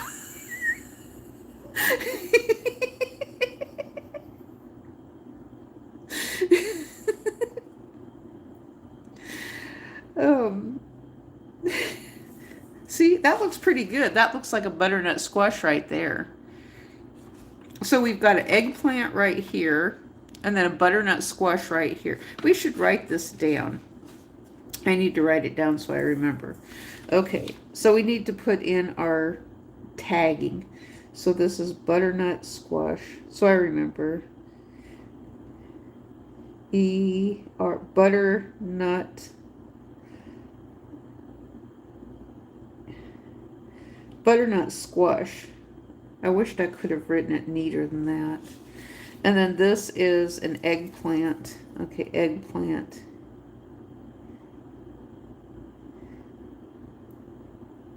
Eggplant. Okay, we'll draw an arrow pointing to the eggplant. So this would be like if I was writing into an image in search engine optimization, because we do have the ability inside of search engine optimization to label our pictures so we know what is inside of them. So if we were just putting up a picture, at one point AI, artificial intelligence, did not know what was in our pictures, and so we labeled them, to say butternut squash, eggplant. And so that's why we're doing all this identification and everything. Make him into, I absolutely will make him into AI. I will. He kind of does look a little bit like, a little bit, not too much, but I like him though. I do. I really like him. I'm going to turn him into AI. This was a fun conversation today, that's for sure. So we have something that's really kind of fun and cute, and I hope nobody's offended. It's not done to offend anybody. I know, I love the YouTube Shorts AI videos. I love them with a passion. Right now I'm not getting views though. I'm not going into the carousel for some reason, and I can't figure out why. I guess that has me stumped right now. I don't know if it's a slowdown in the time of year, but I was getting views and now I'm not. And so I know some people will say just stick to the one topic only or stay on brand. When they say stay on brand, it's like, well, does that mean just, okay, I'm supposed to just stay on YouTube? Which that's what I like most of all. Most people just like YouTube most of all. It's just, TikTok has some pretty cool stuff. I've tried to upload some of this stuff on TikTok. It does not work. It don't work.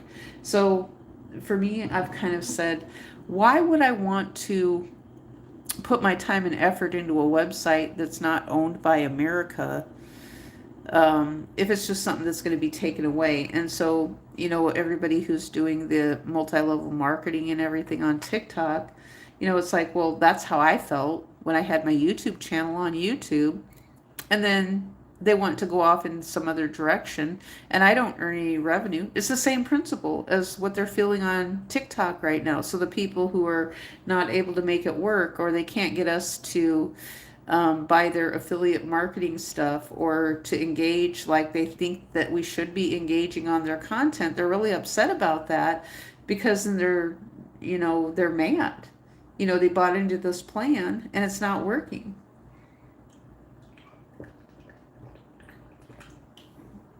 Okay, it's like hit or miss on my other channel. I got about 3,000 views. Then I've been posting and hardly no views. It's weird, the algorithm on different AI videos. Yeah, well, yeah, I don't know. Unless I just need to start a new AI channel. I don't know. Maybe I don't want to, but I could. I come up with some of the best names. I love the names that I come up with. I do have a Trump channel, but I know I'm burnt out on Trump. I'm completely burnt out on hearing about him. And that channel, I thought it was funny though. The only thing I could do is like use the premise of what I do with that channel and take it in a little different direction, because I kind of do use the fat roly-poly guy thing. That's always funny, the fat roly-poly guy. So right now we've got AI videos that's on both TikTok and YouTube, I think, of a great big giant man who's going, this guy has to be like 25,000 pounds. He's going down a water slide and he breaks it and he smashes into the bottom of a cruise ship deck. And it's just so funny. I don't know what it is. It's so funny. And I took my drawing of, oh, there was one I did that I thought it was funny. Let me see if I can find it. It's probably so far down there. I do so many every day that I lose track of them. I thought the FBI one was funny. The FBI QR code. Um, I think that the FBI should take all the migrants, the most wanted, put it on the side of a truck and drive around the United States, and it says the FBI most wanted on the side of a truck, and it's like, well, they used to do that with the milk carton. The most criminals, or the most criminal friends. Oh, friend. Okay, so what one was I looking for? Okay. Oh, donate to the aluminum cans. What else did we have here? I thought the mustache man, that one was funny. Intimacy with God, Charlie. That one was funny because of the fact I'm trying to figure out what God is. That's what it's called, Intimacy with God, Charlie. And so I created a frog with human legs and a skeleton head and near a trash bin. And I thought the badonkadonk was funny. The billboard attorney on ice was funny. I thought that one was funny. And then I made the skibbity toilet flushing geometry Mandela with a bunch of heads popping out of toilet rolls. I thought that was funny. And then the pizza cooker at the cemetery, I thought that was funny. Am I going to get down here to this one that I was looking for? How far down is it? Let's see here. Am I going to get there? I can't believe I made that many videos. I did. Yes, I can believe that. Let's see. Tweets and words that matter. Oh, I have one. Dr. Nicorette Durag, the first sumo wrestler. Did you guys hear that? Dr. Nicorette Durag, the first sumo wrestler. How long have you been drawing? Well, right now in this video, I've been drawing for 1 hour and 41 minutes, but I've been drawing my whole life, so that's been a very long time. For a very, very long time. Robot to the 1803 Supreme Court. Then it got to where I couldn't make those videos anymore. So something happened and it wouldn't let me make robot to the 1803 Supreme Court anymore, where we get rid of the lawyer. I was doing that, saying to get rid of the lawyer, replace the lawyer with robot. Now I'm not able to do that anymore. I don't know why.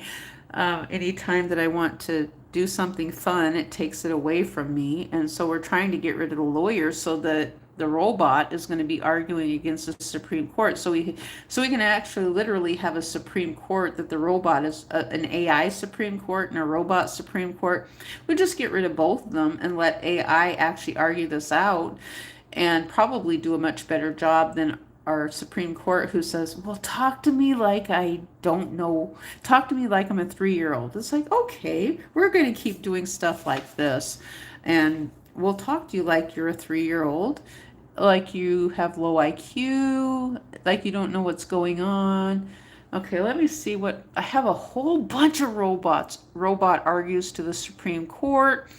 Gender affirming care is already in the family planning. This is what the robot's telling the Supreme Court, which that's things I've already said.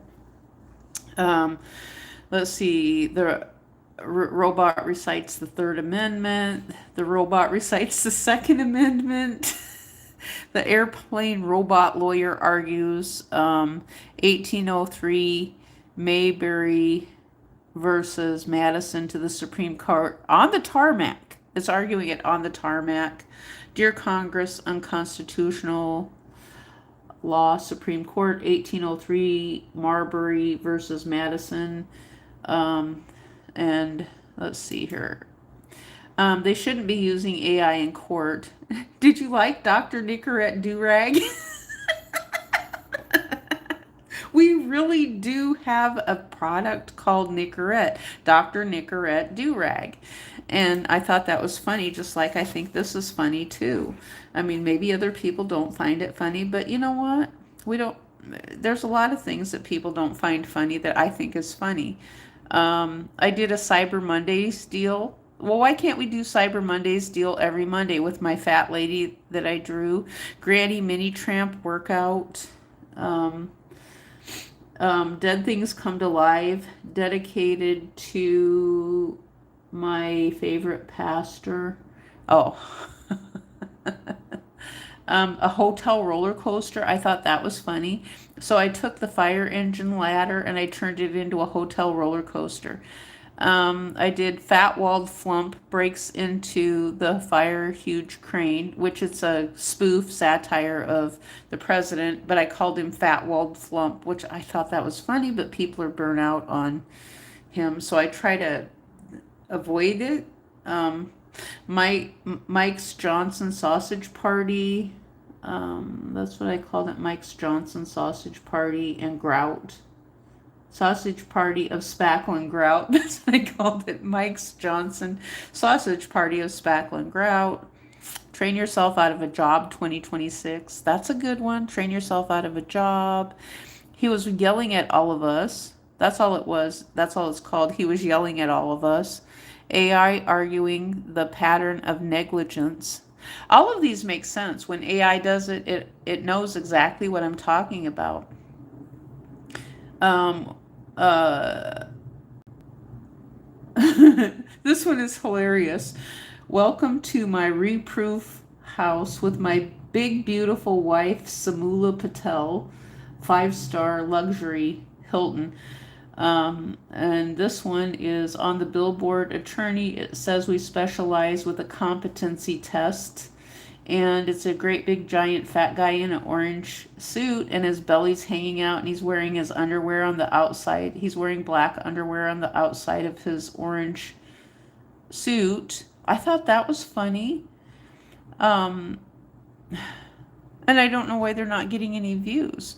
My stuff is funny and it's not getting any views.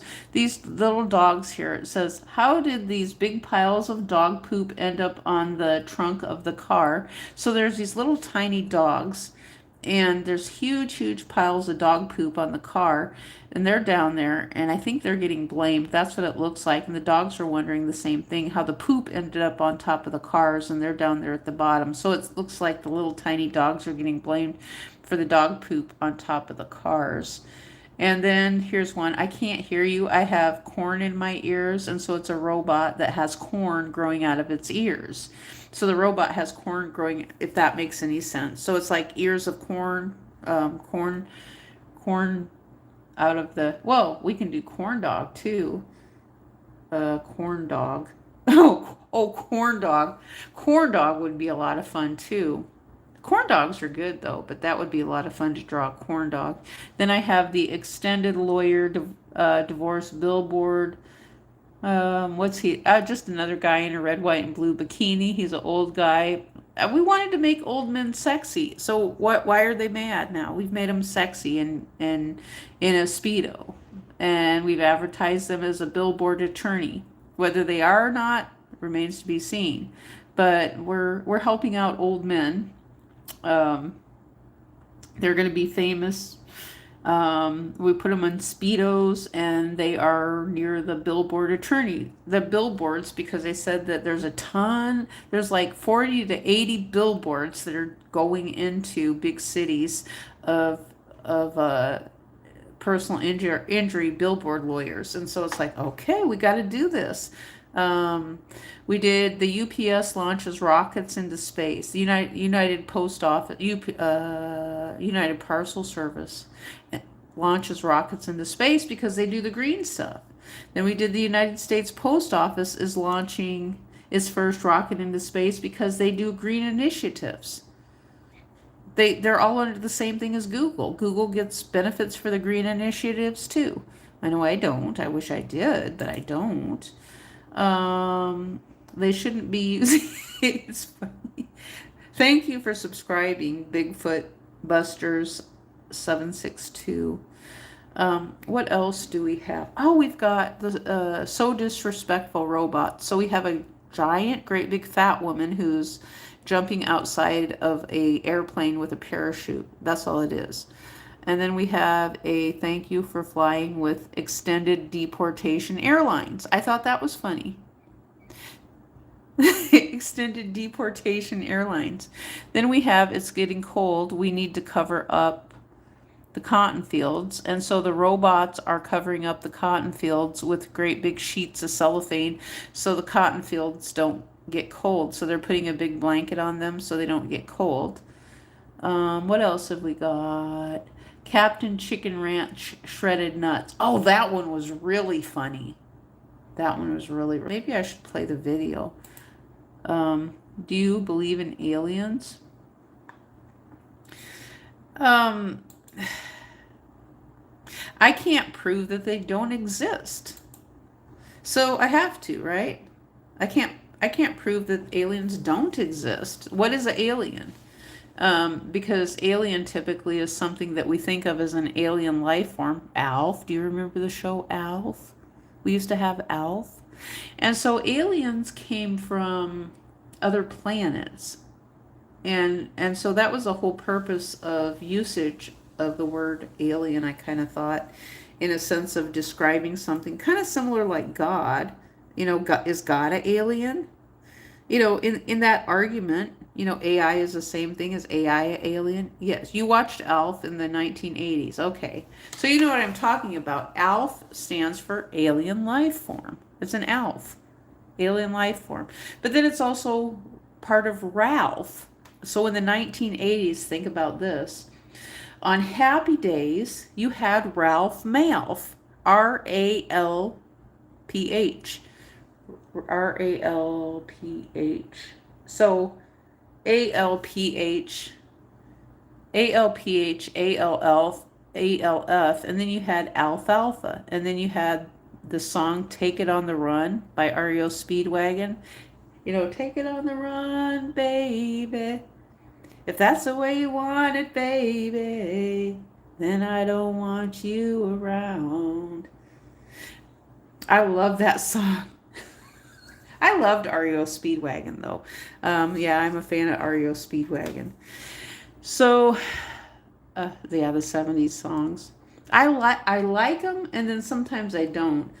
The one that gets played all the time for me, though, is I'll Be Right Here Waiting for You, Richard Marx. And it's like, I don't want to hear this again. It keeps coming up to me all the time. And every time I mention it in one of my videos, then it's going to come up. I don't know why, because the name Richard is so popular. Everybody's talking about Richard Nixon. So let's just do a quantum Richard Nixon. We'll just all talk about Richard Nixon till we turn green in the face and we vomit out little Richard Nixon emojis out of our mouth because we're so sick and tired of hearing about Richard Nixon. I know I'm tired of hearing about him. I'm tired of hearing about Watergate. You know, it's like I want things fixed, you know, so that they're equal for everybody, not what we've got, not the nonsense. We've got a lot of nonsense going on. So if we're going to do nonsense, I'm going to keep drawing pictures like this. And did I like Foreigner? Yes, I liked Hot Blooded, and I liked Journey, Faithfully. I'm forever yours, faithfully. Do, do, do, do, do, do. Do, do, do, do. I listen to it all the time. Faithfully.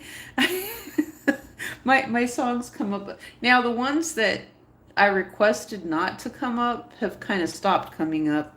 I was getting Jack Wagner by All I Need and Lady of My Heart.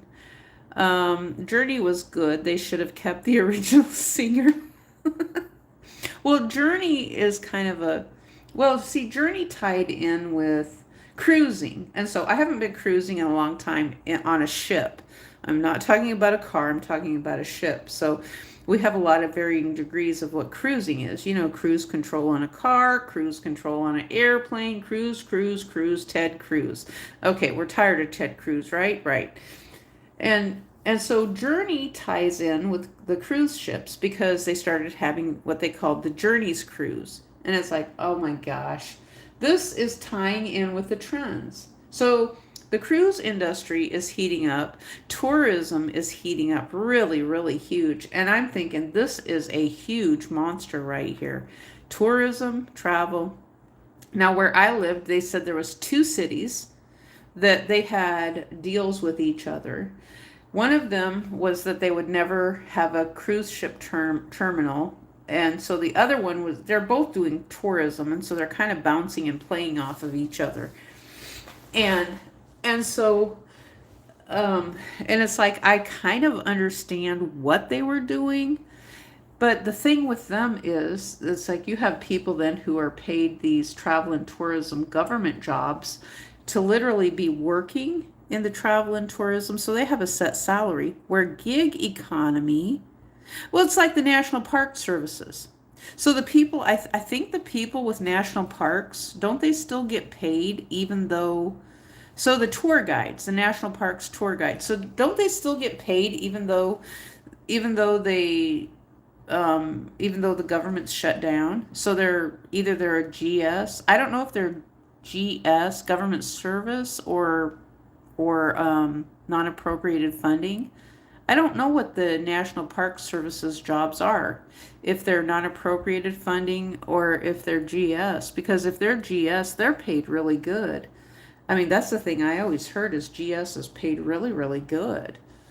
And, so, however, let me throw this fly in the ointment. Do you want your tourism now to be some guy from South America who's going to be giving you tour guide rides and talking about um, how things are in his country?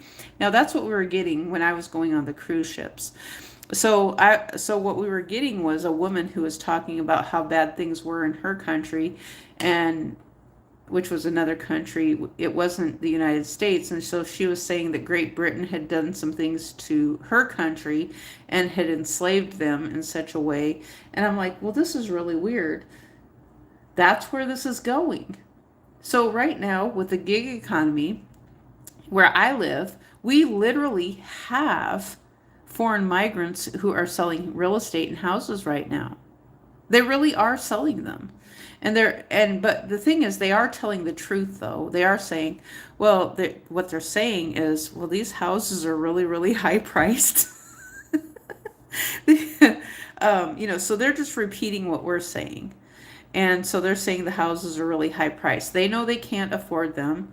I don't know if they understand yet that American citizens can't afford these houses, which we've been trying to explain that to them, but I don't know that they understand that yet or not. They just assume that all Americans are rich and wealthy. That's what's going on. They just tend to think that all American citizens are rich and wealthy and have all this money coming in, and they don't understand inflation and the price of things getting higher and higher. And and that hurts everybody. So you knew a girl that worked on a cruise ship. Yeah, I never knew anybody that worked on a cruise ship. I always heard about people who one of the things they always said, like, when I'd get on the ship, they were always talking about how they stayed in contact with their person. So I would overhear these conversations. So it was almost like sometimes it was kind of like the conversations were staged in such a way that they wanted the guests of the ship to hear what was going on. And so they did express from the beginning that they had an entertainment staff. So what they said is the American entertainment staff was paid quite a bit more money than the staff that they had from other countries. So they said that they had as little American workers on the ship as possible. So they would bring the American staff on the ship. They would fly them onto the ship or have them embark on at different ports, and then they would remove them from the ship at other ports because they didn't want them on there any longer as possible because they were too expensive. So how the hell do these people afford to buy a home these days? They don't.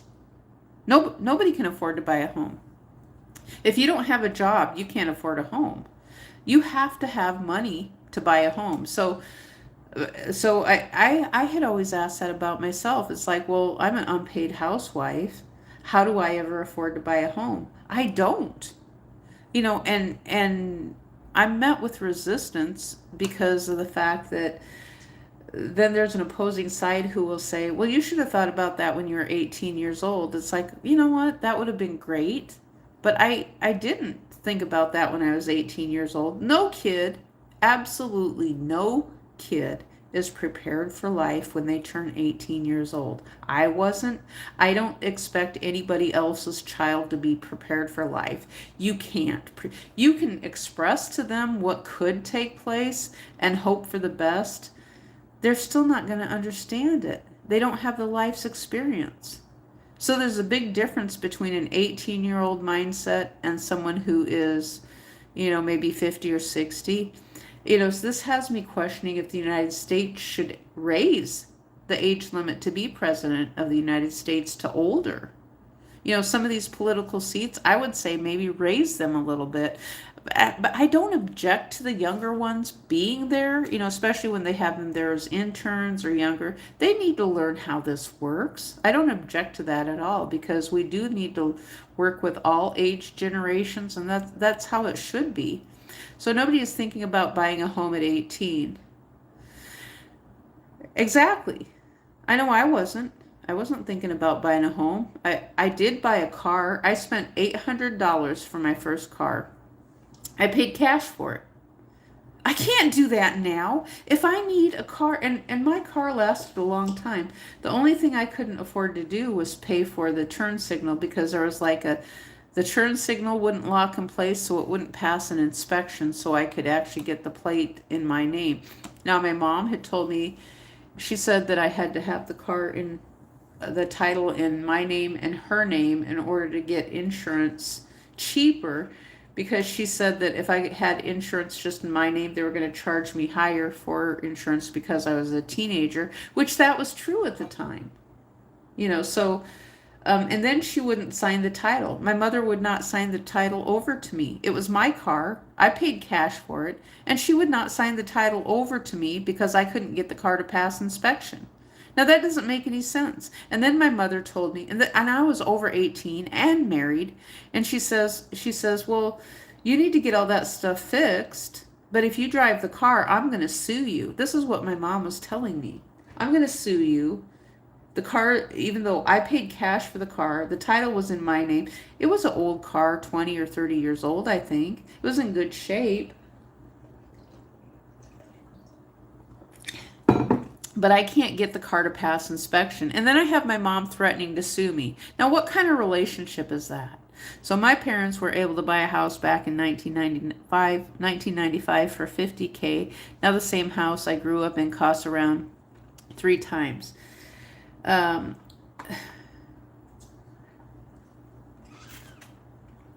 My parents actually, they had a house that they started on in the late 1960s. It was around $30,000, and they sold it for around, I think my mom said around $189,000 when they sold the house. Before they went into the assisted living. And so that's in a very, very small rural area of the United States. And so, that's what they were raised on, is that the price of the house goes up. And, so if the price of the house is always going up, then nobody can ever afford to buy a house. Doesn't that become multi-level marketing in housing and a Ponzi scam of sorts with Wall Street? That's what I think. I mean, we can look at all this property data prices. You can look at a history of property data prices from just the past 10 years, and you can see the price of houses getting higher. I don't know where the price of property data is for commercial business. That's harder to get a hold of.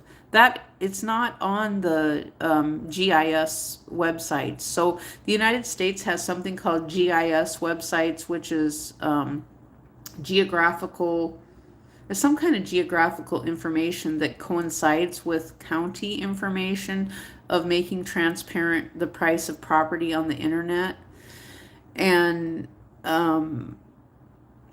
but commercial business is harder to get a hold of sometimes. Once prices go up, they never come back down. It seems that way. It really does. It does seem that way. I've always, let's see, Bigfoot Busters says they used COVID to bring the inflation in the New World Order. Yeah, I mean that's what they were talking about, was inflation in the New World Order. That's what they were talking about. Well, let me ask you this though. Think about this related to gasoline. If the price of gasoline kept going up, okay, so back in the 1970s and 60s, gasoline might have been 25 cents a gallon. If the price of gasoline, well, let me get my little GDP calculator out here. Let me see if I can find it. If the price of gasoline, I think by today's standards, the price of gasoline should be about $50 a gallon. Right now, that's what I'm thinking. Where is my little GDP thing that I used to have? I used to have a gross domestic, a calculator for the GDP or something like that for the price of it. What did I do? No, I can't find it. Let me see if did we put you over here? No. Dollar rate translator. I don't think that's it. No, that's not it.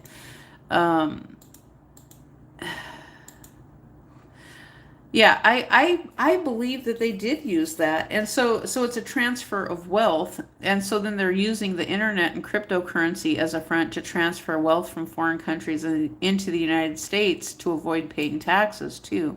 Now, if they're bringing money into the United States, is that a bad thing, or does that violate the Emoluments Clause and make the president working for another country if he's accepting money in foreign campaign donations and things like that, which they've said the other politicians were doing the same thing. That's why everybody says, well, if you're going to arrest all these people, arrest the rest of them, like Obama and Bill Clinton and George Bush.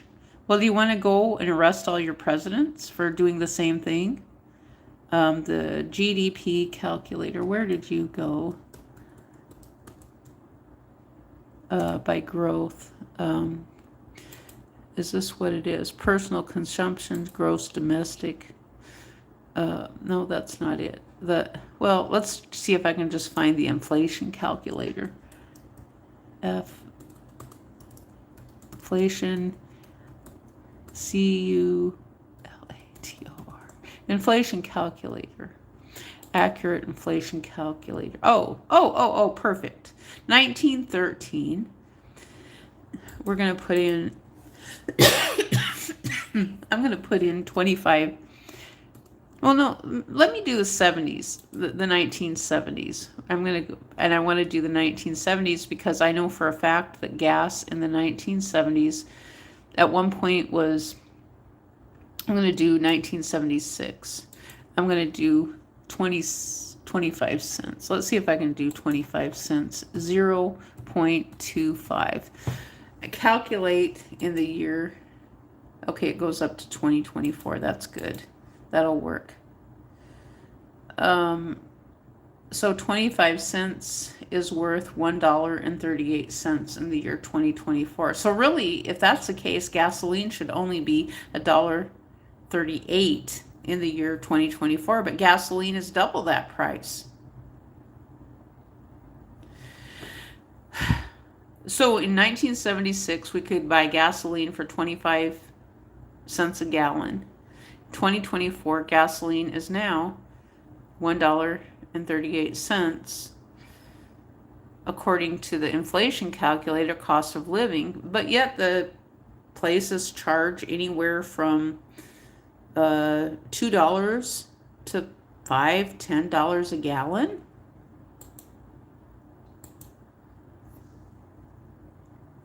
Let's see. I used to pay 99 cents a gallon back in high school in 1999. Now I pay $2.85.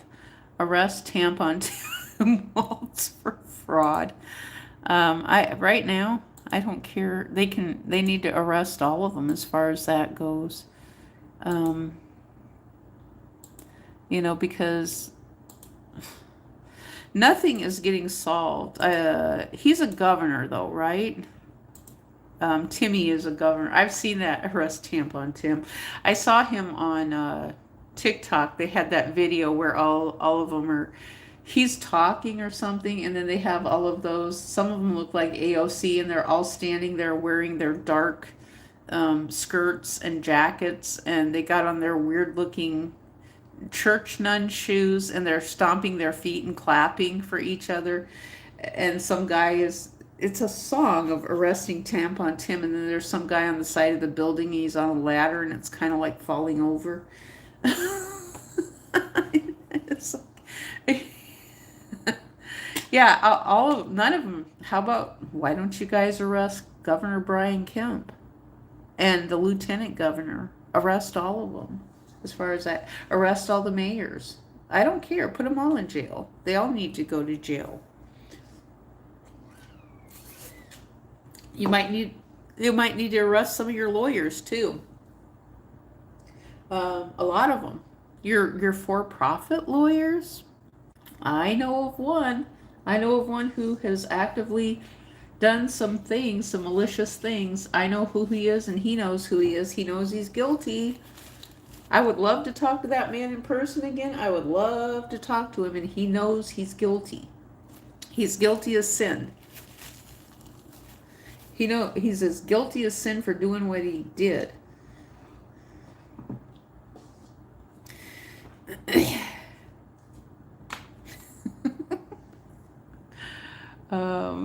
Arrest tampon Timmy.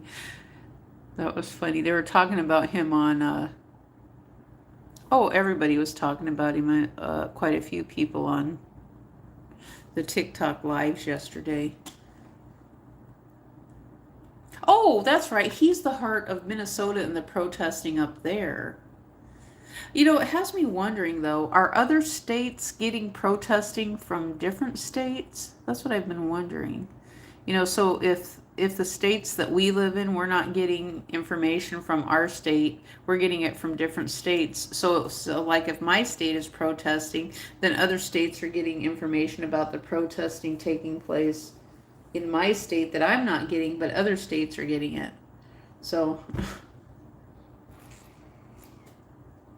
but then people on the internet are so up in arms about, like, well, this is going on. You need to be concerned about it. It's like, well, yeah, Minnesota is like 2 or 3 days away from me right now. And I'm just one person. There's not a lot that I can do about anything right now.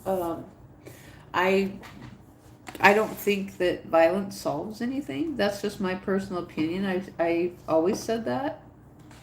And I still feel that way to this day, even though there's other people who think that they have to use violence. And I agree with what someone else said this morning. They said, well, just because you don't want to use violence doesn't mean you don't get angry. And that's true. I get angry. It's like I want to yell and scream sometimes at people. And I did last night on TikTok.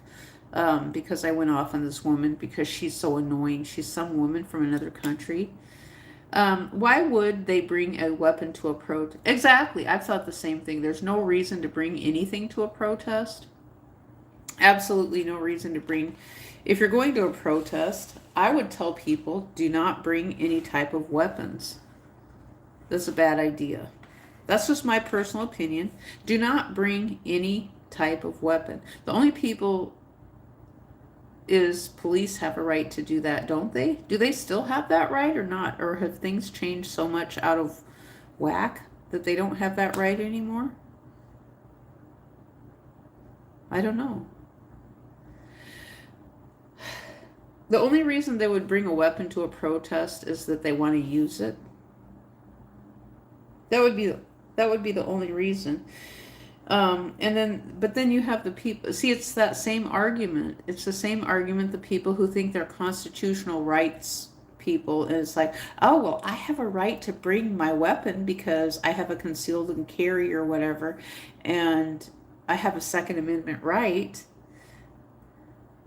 Exactly. Don't bring, yeah, these people are not very smart. No, they're not, because yesterday, what I was seeing yesterday, um, it looked to me like they had children. There were kids under 18 who were at the protests, and so they were recording through a fence. So the children were isolated away from, the kids were isolated away from the actual protesting, but they were still yelling at the ICE agents. There wasn't very many ICE agents, it didn't look like, but they were still yelling at them. And so they had kids there. I agree. It's like, well, if you don't want your kids to get hurt, don't take your kids to the protest. I mean, it's it's not a good idea. I don't think it's a good idea to take your kids to a protest. Now, if you're going to a parade, that's one thing, but if you're going to a protest, don't take your kids with you. Um,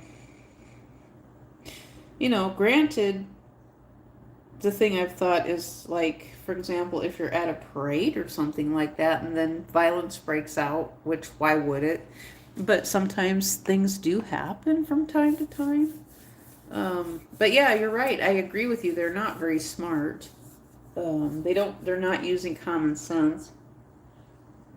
And the thing is, it's like the woman I was talking to last night on TikTok, who was telling me that I needed to be upset over, well, she wanted someone who voted for Trump. So I found out that I can say I support ICE as an alternative to voting for Trump.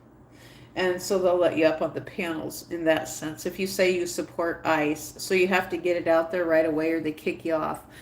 But I'm going to tell you right now, they're incentivized to kick people off, and then now they're getting money for putting people back on the panel. So if you want to play the getting kicked off and going back on, they're incentivized to kick people off and then bring them back up again. So if you don't want to play that game with them, just block them. Just ignore them and just block them. Now, if you block them, you're training the algorithm to ignore them, and that's what I do. So it's like, I'm tired of this. This isn't a fun game for me. So you want to play this thing because you're incentivized to kick people off of a panel and then bring them back on again. I'm not playing that game with you. If you want some watch time, a little bit of watch time, and that's one thing. But if you're just going to play that game where you're going to kick me off and bring me back on, I'm not playing it. Because it's a China website, so. And I don't know who's doing it. So they're already indoctrinating young kids to be socialist Democrats. The lady was just probably trying to bait you into saying something. Yes, she was. And so, well, see, she wasn't there to begin with. That's the whole thing. Is I was having a nice conversation with the guy because, so he started off, he's like, well, I brought you back up because you said in the comments that you support ICE. He says you said you didn't vote for Trump, but you support ICE. He says, I want to know why do you support ICE? Well, then this illegal migrant woman comes on and she is baiting that. She's rage baiting is what she's doing. So I tried explaining myself and she's just talking over me. So I just started cursing and I just started cursing. Then she got a warning on her live stream because I was cursing and she had to shut it down. So if you want to shut them down fast, just start cursing. If you want to deal with these nincompoops and you guys know, those of you who know what's going on and you want to shut them down right away, just start cursing within the first 5-10 seconds and get kicked off the panel and make them get shut down. Make them shut their stream down because when they do, there's two things they're doing. They're incentivized to kick you off, incentivized to bring you back on. And so in the past week, I did this with 2 panels. I was kicked off and brought back on.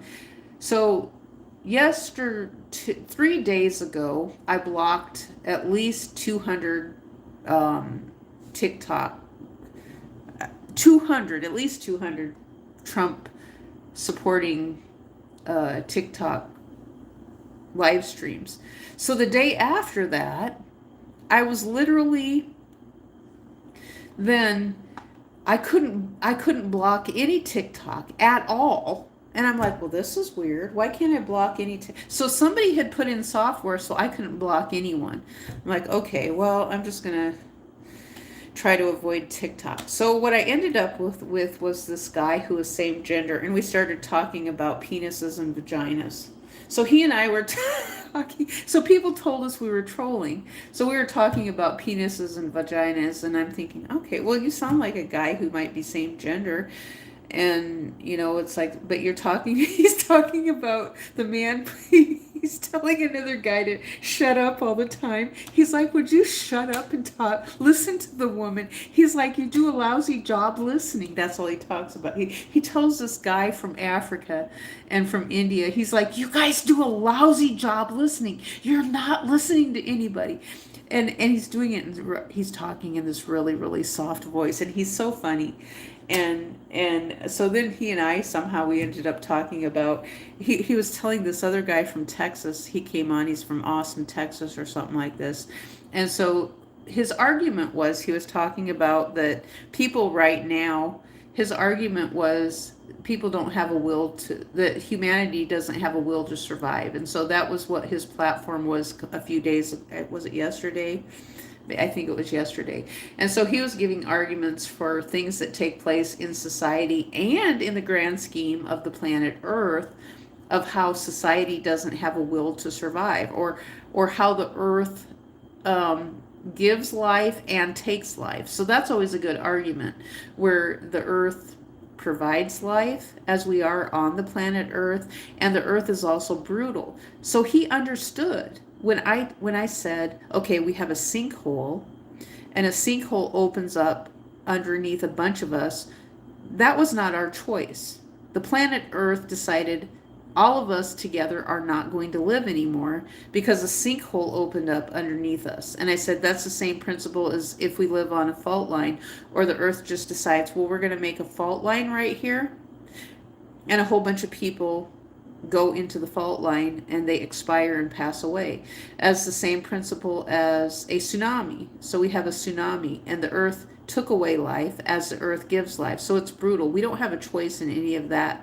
So then the planet Earth could decide that none of us should exist on the planet Earth. And so he was of the same mindset that I was, of that, well, the Earth is going to survive for a very long time without mankind, which is true. The animals will thrive, the trees will thrive, which is deforestation. We talk about that all the time. That man has not been very kind to the planet Earth. So that's kind of where we go with this argument of man, because I have this belief that a lot of things in Arizona and New Mexico have been man-made, related to deforestation inside of the United States too. And even in Africa, in the equator regions, because we hear all these stories about the predecessors, and that we used to have these giant trees. In California, there's giant trees, the redwoods, the California redwoods, but yet it's far, sometimes we hear about them in the Brazilian rainforest too. But I've never seen them before. So there's some places that there's really tall trees, and so we have some people have a belief that trees may have been larger, but because of deforestation and cutting down the trees, that we have a lower oxygen level than what we had in the past, possibly. Don't know. I don't know that for a fact. I can't say that it's true. So that lady was, okay, he says that lady was just trying to bait me into something. Yeah, I agree. That was true. She was just trying to bait me into something. What does that say out there? Chris?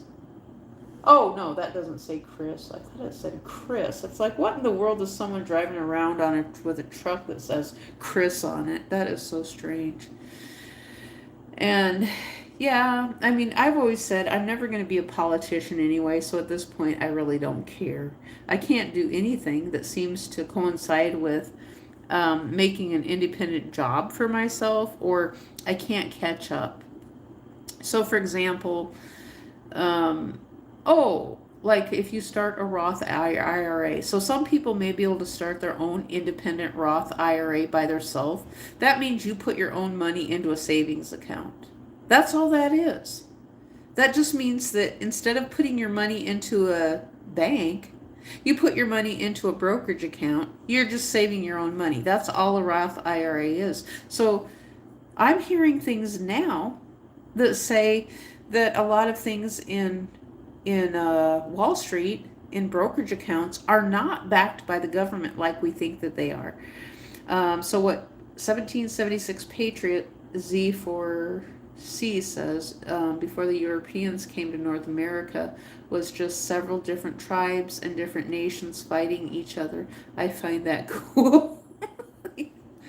I agree with that. Yeah, I agree with that. Thoughts about reincarnation?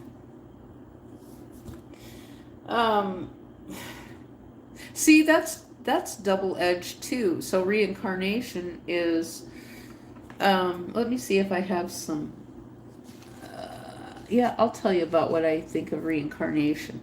Okay, so I'm going to do a reincarnation. So right here, we have, okay, let's do this. We're going to draw the planet Earth. Let's call it the planet Earth right here. This Earth, AEARTH. Okay, so somehow Earth created, we're going to draw a man right here.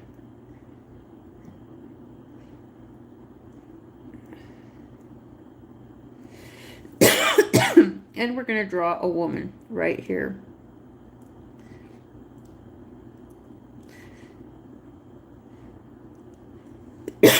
Okay, so we have a man and a woman right there.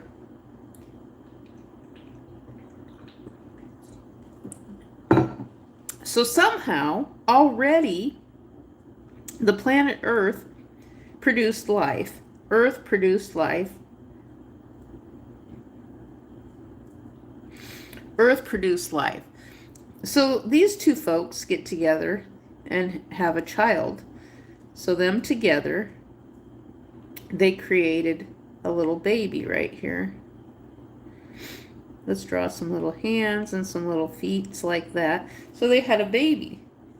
So this means their DNA, this is how I think of it, DNA got married.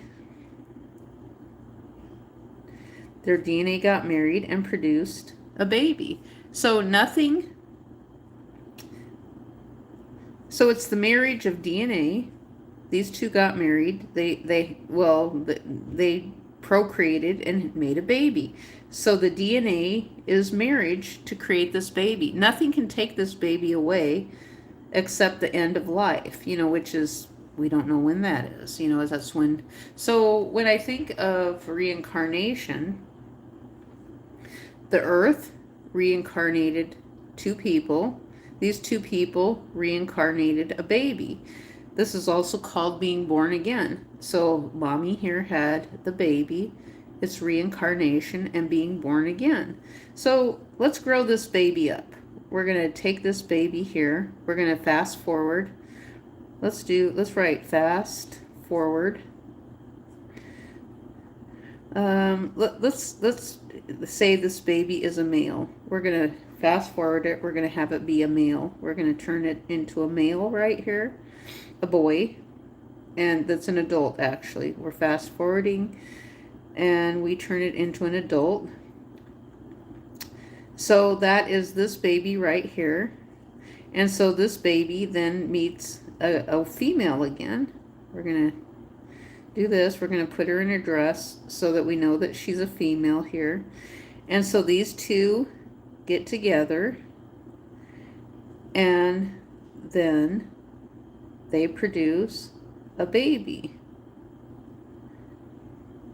And so they're reincarnating, these two DNA, they got married and they reincarnated another baby. That's reincarnation. So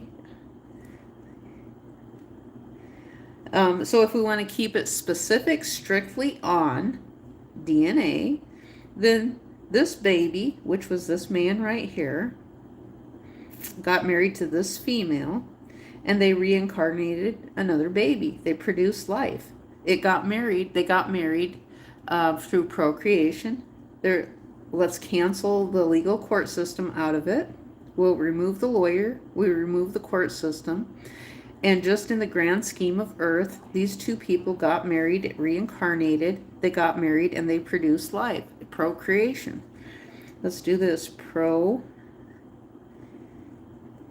And so we cancel out then all the church stuff. That's how I view it. So this still exists, it still works minus church. If that makes any sense. So that's what I see reincarnation as. Now we can take it off in La La Land, and I like to go off in La La Land. So, okay, so these two people are old. Let's say they're both old. Okay, they're old now.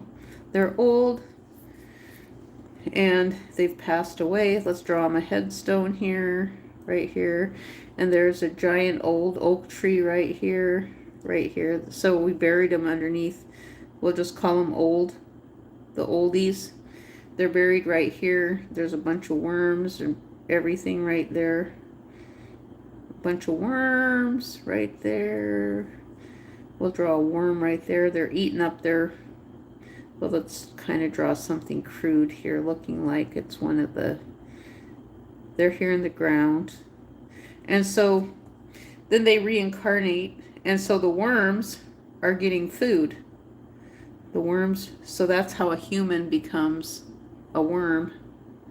How a human becomes a tree with reincarnation. That's just my definition of how I think of it in the grand scheme of the planet Earth. Taking it outside of the boundaries and the prison walls of an idol such as church. That's just how I think of it. This makes sense to me. Now, people who want to control our mindset don't want us to make sense of this. This settles well with my spirit. This settles very well with my spirit. What's right here in front of me, my 2 feet are planted on, which is Earth. Now, we are told that we do have this big swirling universe off over here. Yeah. Okay, that's great. I mean, that's fine. Now we can go off in La La Land over here. Yeah. What did I say the other... Oh, I know what I said the other day. I said, okay, let's think of Earth as an ovum or a sperm. O-V-U-M, or sperm. So let's say we are swirling around inside of a woman or a man, and that this over here is a giant hole, and Earth is going off over here to impregnate another solar system with reincarnation. So we're going off into, because we keep hearing about Betelgeuse, how one day we might be crashing into Betelgeuse. So if we want to think of it like that, we're inside of either the testicles or the uterus of a giant just floating around, because if you remember, we're always filled by fluid. The planet Earth has fluid. F-L-U-I-D, fluidity and liquid. We are always breathing fluid all the time. We're surrounded by fluid and mist, even though we don't think of it. But we are. We literally are. I know I didn't think of it when I was younger.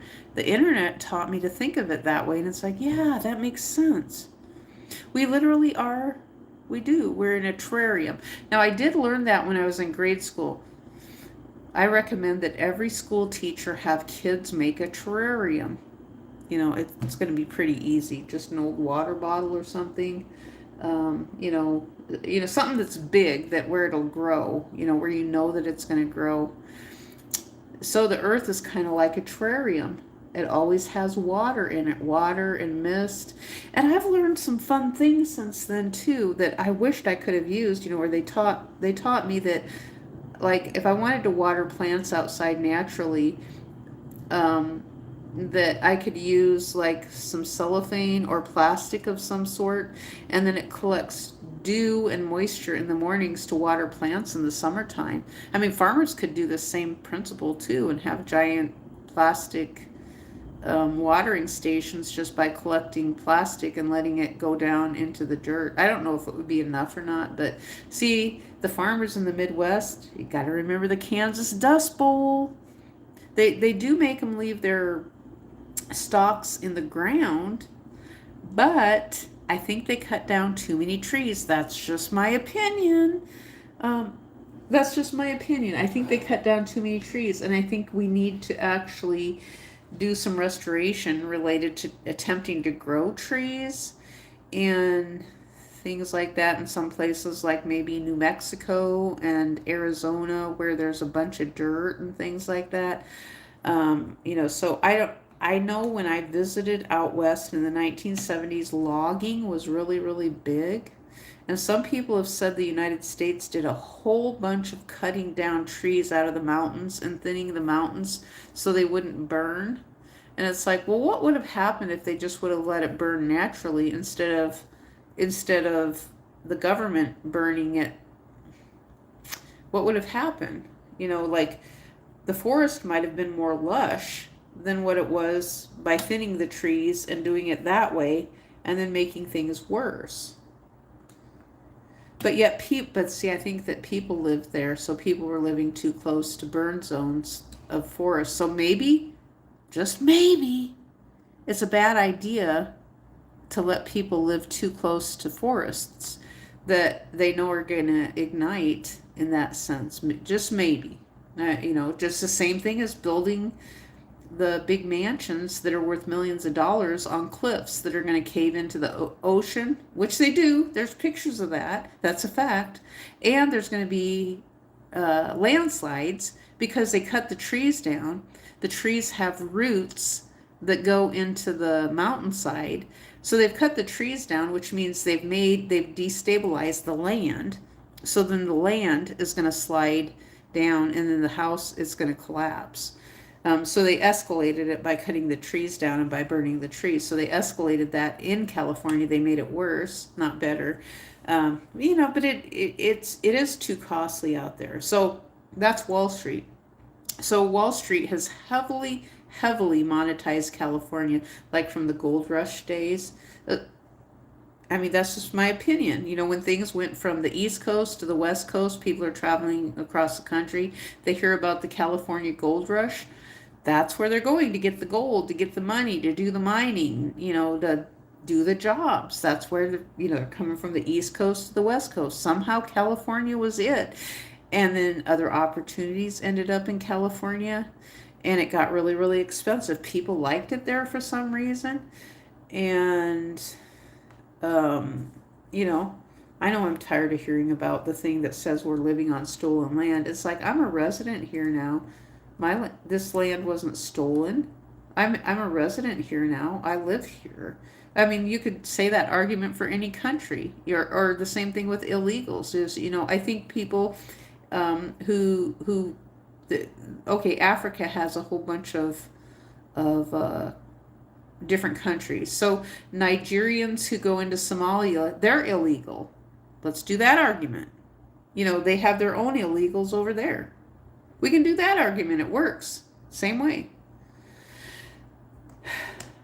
I'm just tired of it. So reincarnation is what's done on the earth. I've said this before, and I'll keep saying it again because it makes sense to me.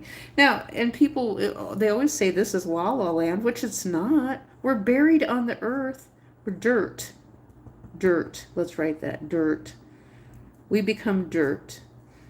And so over here, we need to draw this little guy here. Let's draw a deer the best that we can.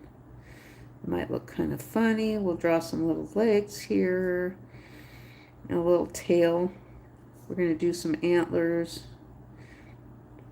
a little nose. Okay, so if you do something to this deer and you hurt it, it bleeds red blood. So everybody makes this argument about humans, the human race, and the color is related to skin color and things like that. They'll say, oh, we all bleed red blood. Well, yes, so do animals. I don't know about jellyfish. I don't know. I've never cut up a jellyfish to see if they bleed red blood. Maybe somebody else has. I don't know.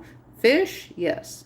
So if we do a fish like this, they do bleed red. So what I learned in school was, well, we look at our veins right there. Do you see how they're blue? I always ask the question, I asked the teacher, well, why is my veins blue?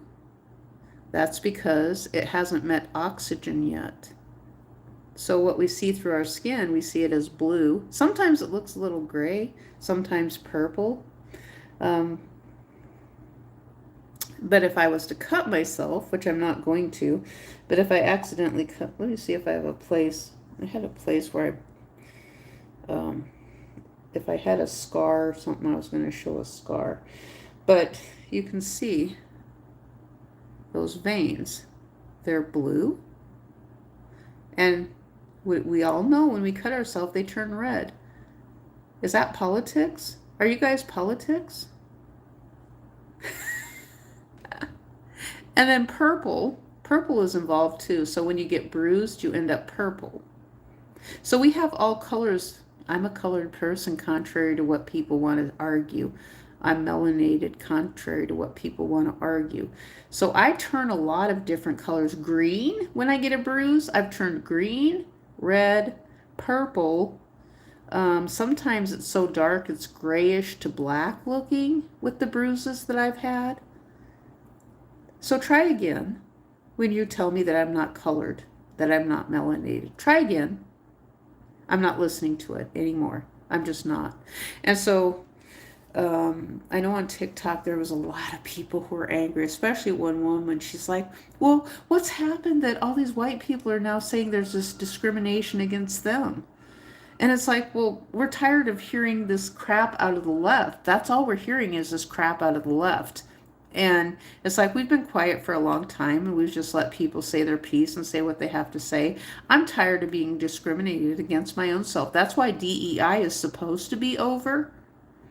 It's supposed to be over. You know, we're tired of hearing this argument about, now the other thing I'll say is related to kind of try to de-escalate things is like, well, we only have 135 million jobs that are payroll jobs in the United States estimated. The rest is gig economy, part-time. Nothing is equal. We have inflation. Let's focus on the problem instead of each other. That's where I go. You know, because the thing is, it's like the lack of jobs cancels out discrimination related to being hired for a job. The lack of jobs, there not being enough jobs, it cancels everything out. You know, so it just becomes people being angry at each other for no reason. Now they've gotten foreigners who are calling us racist. And that was the woman last night. I got tired of her and I just told her to F off, you know, and then she ended up getting kicked. She got a warning on her live stream because I got tired of listening to the foreign woman from who wanted me to be angry about ICE. And it's like, well, you guys are the immigrants in the middle of the road protesting, wanting me to agree with what you want when I'm being made homeless. And you're not even listening to my side of the story. You guys can't even understand because you speak a different language. You don't want to understand me. You don't want to listen to me. And it's like, why? This is the other question I asked. I said, why and when has the United States of America become the worldwide welfare company? You know, the New World Order. We're worldwide welfare for other countries now? When did that happen? So we're supposed to be just worldwide welfare and okay, you guys come in. Well, there's other people who are telling us that we're deadbeats for being on welfare. You know, I right now we have the Tom Sawyer thing going on, the whitewashing, you know, and so there's a lot of people in the United States who are saying they don't want to work. So we've got the Tom Sawyer thing taking place right now. Huckleberry Finn, whitewashing the fence, making the job look like it's so much fun that someone else can do it. They've literally convinced people in the United States and around the world. It's like, this job looks like so much fun. Come on, you do it for a cheaper price. We'll let you do it for a cheaper price. And they're doing it. It's not slavery when you're getting paid. When you're getting paid, it's not slavery. And right now we have a platform on the internet. It's freedom of speech. We are using it. I'm using it. I'm not getting paid. I'm just doing stuff just because it's kind of fun. What else have I got to do? But this is how I started out YouTube over 20 years ago too. And then I was able to turn it into something because there was an opportunity that came along. And but I wasn't thinking about Hollywood at that time either. It's like I just saw them as kind of separate, even though I knew they were on YouTube, but I didn't realize their networks were that big and that they were doing stuff outside of the United States, and they were part of immigration and using the H-2B program. I didn't realize all that stuff was a problem. Now I've realized it's a big, deep, dark network of deceit and lies. And I put my country first. That's what I do. My country comes first. My kids come first. If my kids are taken care of, then your kids are taken care of.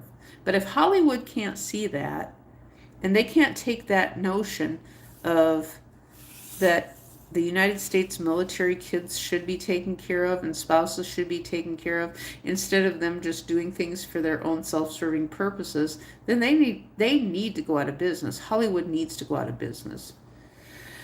Uh,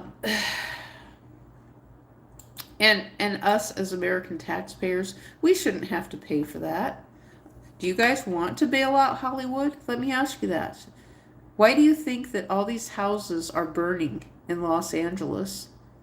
That all these sets are being destroyed in Los Angeles. They're letting it all get destroyed. Nobody's fixing it on purpose. Why should we bail out Hollywood?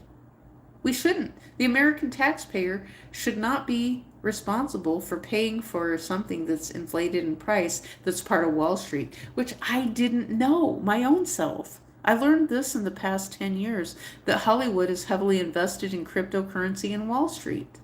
I didn't know that, but I do now.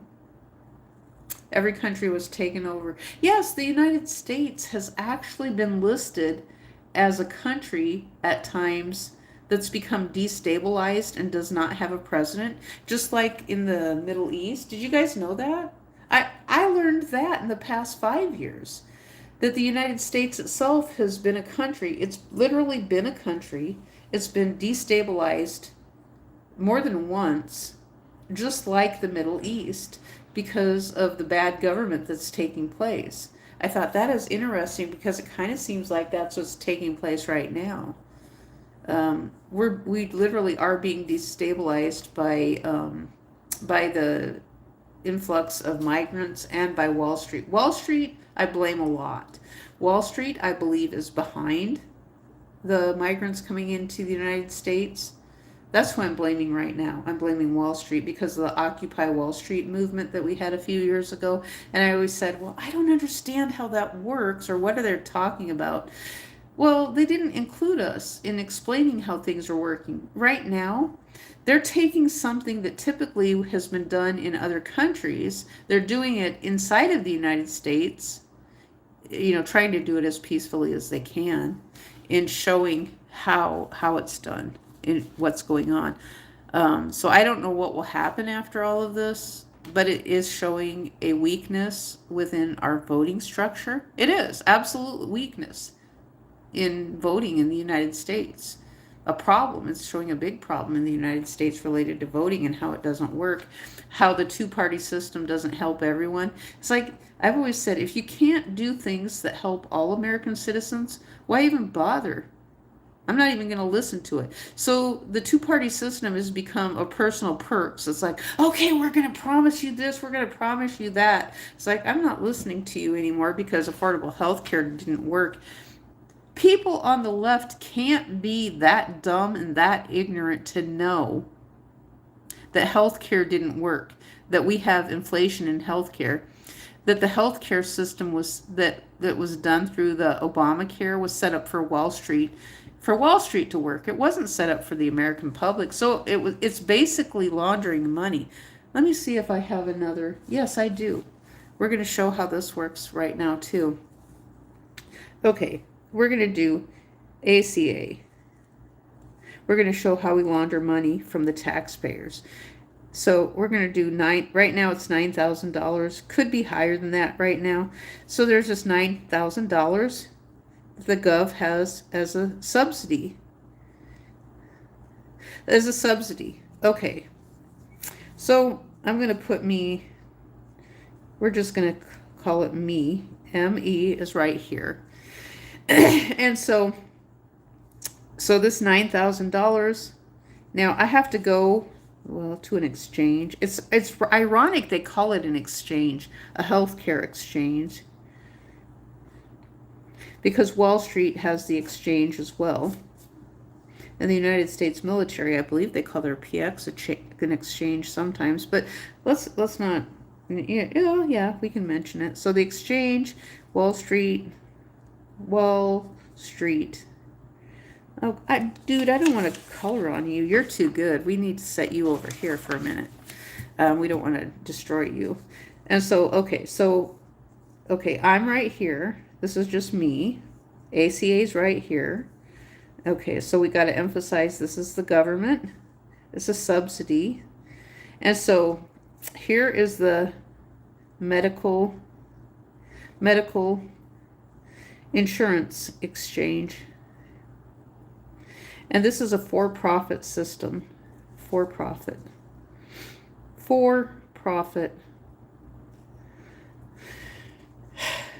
Prices rise. Okay. So I'm down here. Wall Street's up here. The money is right here. So in order for these people to get the money, this means I have to shop. Okay. To shop right here at the exchange for an insurance plan if I can get something. Okay, so let's say that I do. Let's say that I do get something. Let's take this back here. And so I have a plan. Okay, so then this hinges upon, okay, so I've connected it to here to the subsidy. So then I have to apply to the tax time.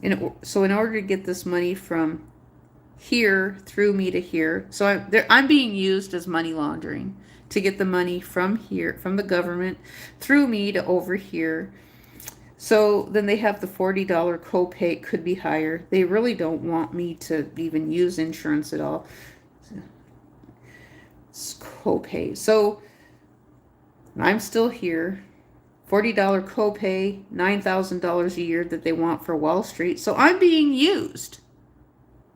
I'm literally being used to launder money from the government through me to Wall Street for a plan that they really don't want to cover for insurance.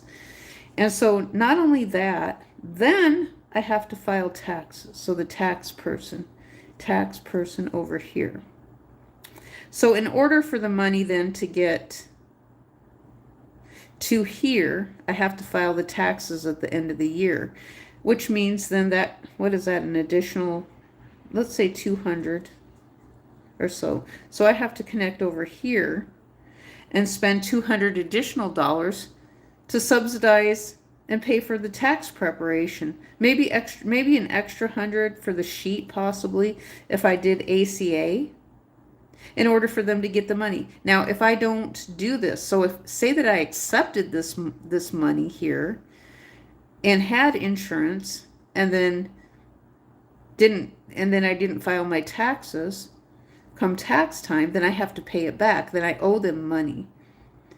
And so I'm spending extra money as a senior citizen where I'm a nonprofit.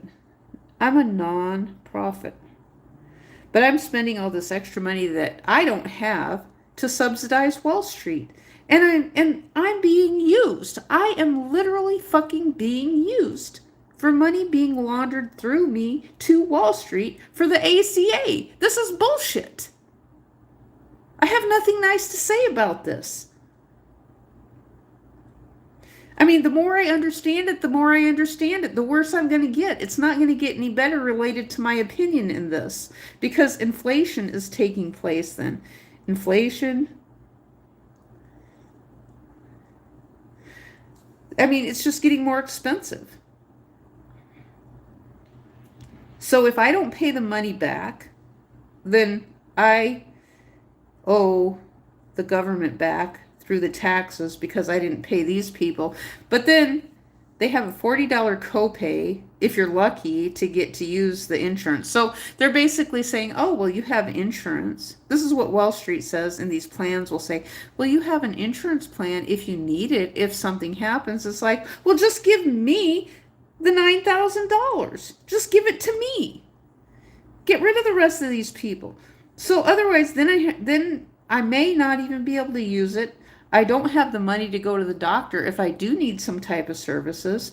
I have to spend extra money on taxes, maybe $100 for the sheet to file to get the subsidy from the government to over here. Why even bother? I still get medical care if something happens to me. They're going to still treat me if I need help. That's how the migrants do it, right? The migrants can't get this stuff. So, in the same way, I want the hospital to take care of me. I don't know. Hopefully they'll treat me and keep me alive. It's their hypocritical oath to do that, is my understanding. But this is a mess as far as I'm concerned. To me, we're laundering money through me. I need to write up a better chart about this. But this is good, though. This is a good start. It's napkin journaling. I would imagine plenty of lawyers have probably done this in the past. But this makes sense to me. I'm being used as money laundering to get my taxpayer dollars from here through me to Wall Street. And then I have to stimulate the economy more for another billion-dollar industry that tax people, where I'm the one who's spending money. I have no money coming in, and I'm the one who's homeless. Talk about a civil rights violation right there. Think of yourself as money laundering. With any of these things that go to Wall Street, to a for-profit organization, you are being used, well, we can call it human trafficking, money laundering through an American citizen. And the same thing,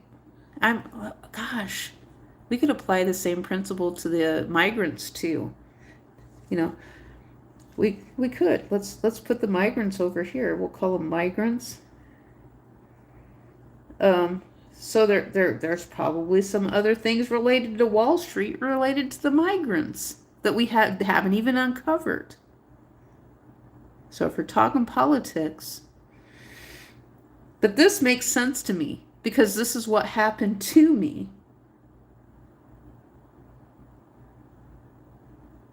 The prices aren't coming down. But if you need a neater piece of paper, I will draw this out. I have time and I will draw it out, a neater piece of paper. So it's basically money laundering through me as a human being for a subsidy. That's why the conservatives, who are extremisms, now they won't just come out and say we have inflation. They want to keep their jobs. It's like, well, please, guys, I don't care. I understand what you're talking about, that we do have prices rising. You're probably going to get to keep your jobs anyway because you're doing the voucher programs. And that's what these are, is voucher. And so the voucher programs, though, with what they set them up and then they obstruct them. So both parties agree to this stuff. They set them up and obstruct because they know that Wall Street is raising prices. That's what I think. That's my theory, that the two parties are working together to try to bring prices down.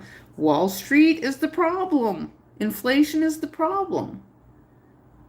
And why do you think you hear them busting their heads off all the time? They're busting their veins. What's his name? Chip Roy? Is he even still in office? But he'll go out there and shout and shout and shout. I haven't seen C-SPAN in a very long time because I don't have it right now. But, I think, the thing is, it seems like they're both working together to obstruct right now because of Wall Street, because of inflation. I think that's what's going on. I kind of understand it. And so that's why I take the notion of, it's like, well, I like the internet. I mean, I like it. We do have a platform. We do have freedom of speech that we didn't have before. But at the same time, it's like we have inflation. Prices need to come down. We're on a not sustainable path. Now, the only people who is benefiting are these up here. Um, and, you know, so, I mean, and so the thing is, I don't hate human beings. I don't, even though people think I do, and they call me racist all the time. Um, you know, we have an understanding that we're a country of migrants. We already know that. It's like, I'm tired of hearing about it. Get over it. But let's look at how the migrants are being used for this same thing, for human trafficking. Thank you. Hello. Hello, United States military. You guys know what's going on too. I know you do. And so let's think about how the migrants are being used in all this too. They are. I'm being used in the United States, and the migrants are being used in the United States. So this is why a lot of them don't like the internet for this very purpose, because when we understand um, the, the worldwide government and how it's not good for us, and that this is the problem right here, it's Wall Street is the problem. They don't want us learning about and talking about these things. You know, so that's why I don't get big views. Now, it does make sense to me why they don't want us organizing for the purposes of big protests and things like that. That makes sense to me too. I don't want to do that. I never did. I just wanted to have something on the internet where I earned some revenue and had fun making some content like this stuff. I mean, this might hurt your feelings maybe, or not. I don't know. I think it's funny. It reminds me of MASH and the silly stuff that, what was his name, Corporal Klinger did? He dressed up like a lady. I loved MASH. I loved MASH with a passion. And I still would watch it if I could. I don't want to watch it on the internet. I want to watch it on something big that's, you know, I love the internet, but at the same time, it's like, I liked cable TV too, but cable TV's even playing along with us, I think. I think Comcast literally is trying to help us too right now. And for that reason, I kind of love Comcast right now. I kind of understand what they're doing.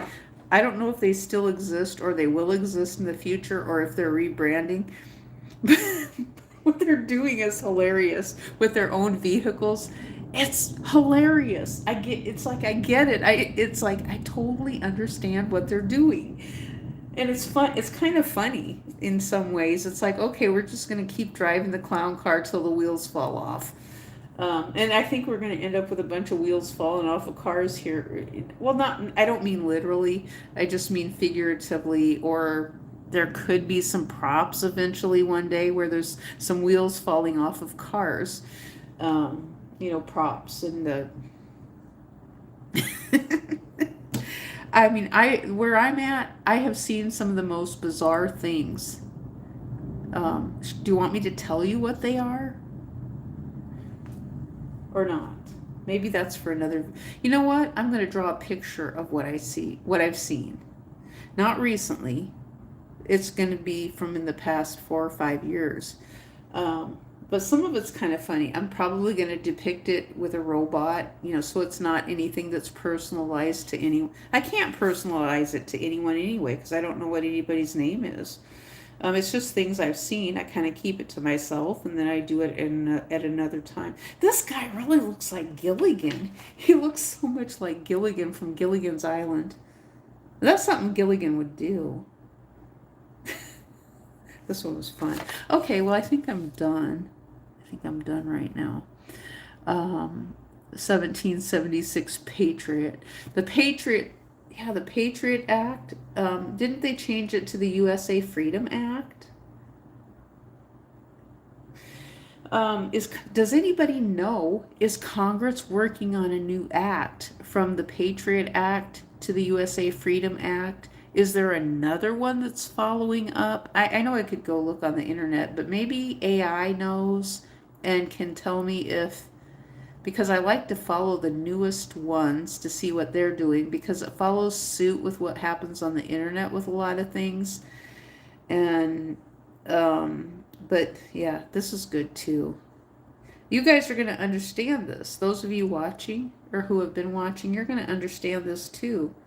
About how do you feel about being used for money laundering for your taxpayer money through a voucher program, through yourself, to these two places? These two places are benefiting from this. The IRS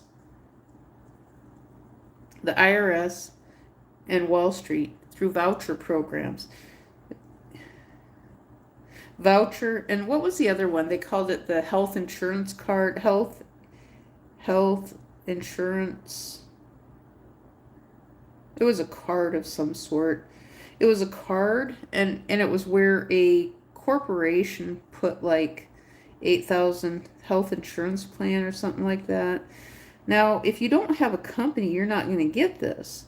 But you had to, but the company was subsidized by the government to give their employees a card that had $8,000 on it.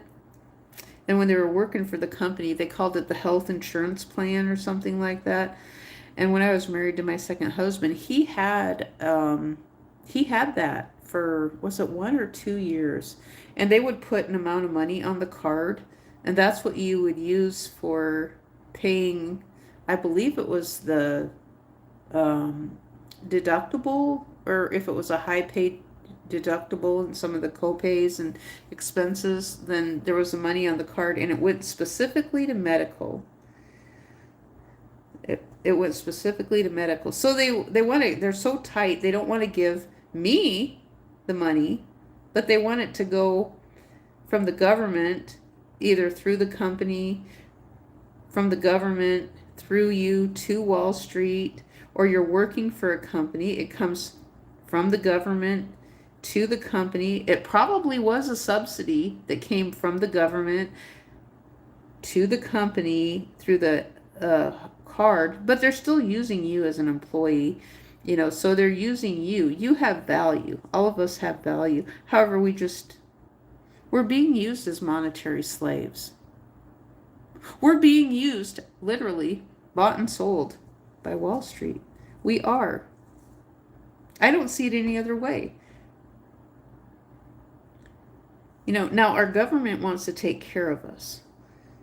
I feel that they want to try to do that, but it's too hard and challenging. Wall Street doesn't.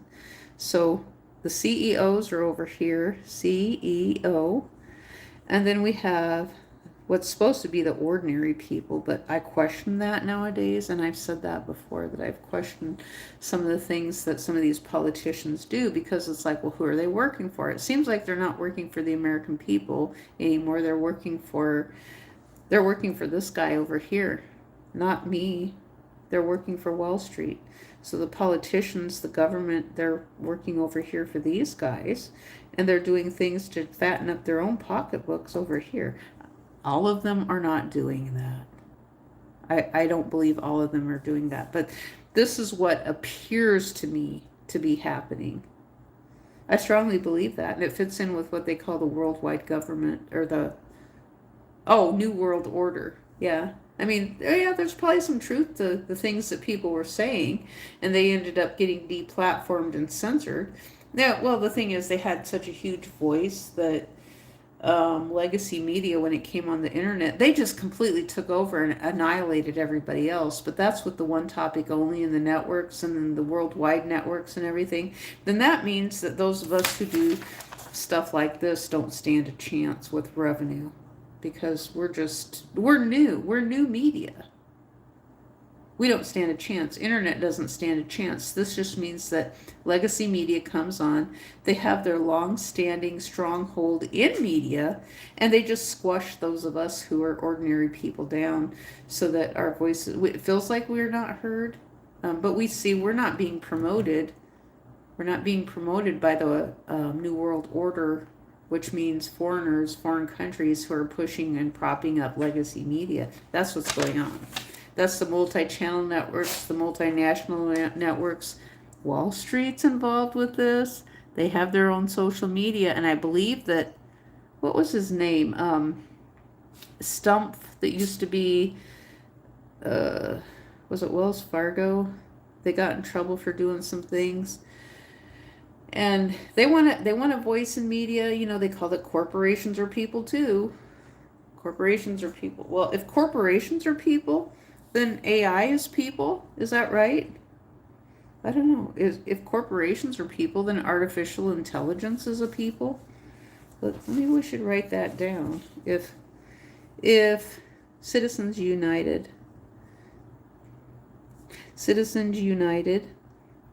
if corporations are people, if PORATION, corporations are people, then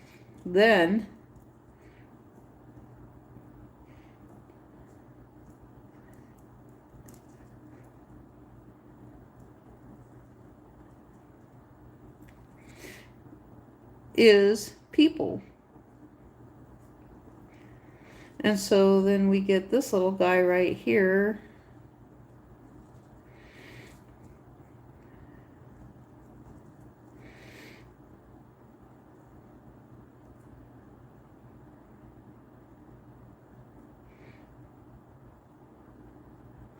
Okay, if Citizens United, so if corporations are people, oh, I forgot my N. I forgot the N word. Then, if corporations are people, then artificial intelligence is people. That's the argument that I want to use, but I can't go to the Supreme Court, but that's the argument I would use. If corporations are people, then artificial intelligence is people. If corporations are people, then God is people. Now, I think the God argument has already been used, but but for these corporations doing what they're doing with Grover Norquist, and corporations are people too, he's full of crap. He's full of crap. So,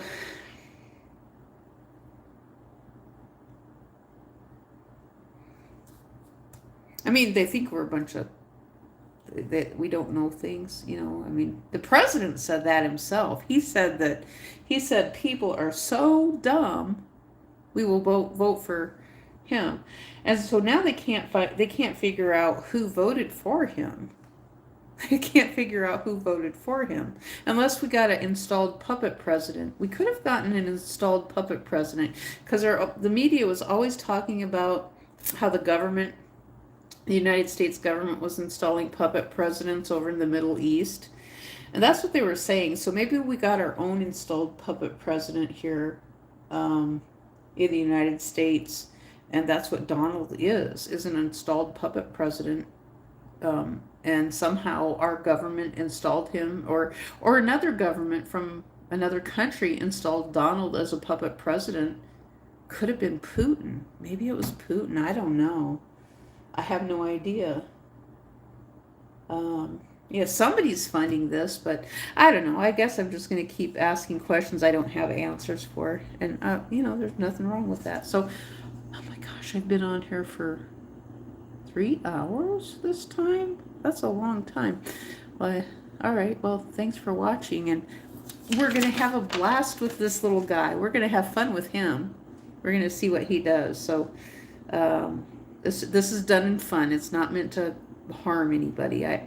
Unfortunately, I have to say that, but nHigh by the 4th of July. We could add in there, grow your corn. Grow your corn. nHigh by the 4th of July. Grow your corn. But what this relates to, though, okay, people have said this. If human beings hear things and don't understand the context of what it means, how would we ever expect artificial intelligence to understand it? And so it's all in the context of how we hear things, how things are done differently. Artificial intelligence is never going to fully understand the meaning and how things are used, even though we can attempt to teach it some humor, possibly. But this in and of itself is not bad, I don't think. I don't think it is. It's like it just fits in with the discussion we're having right now. It's satire. It's done to be funny.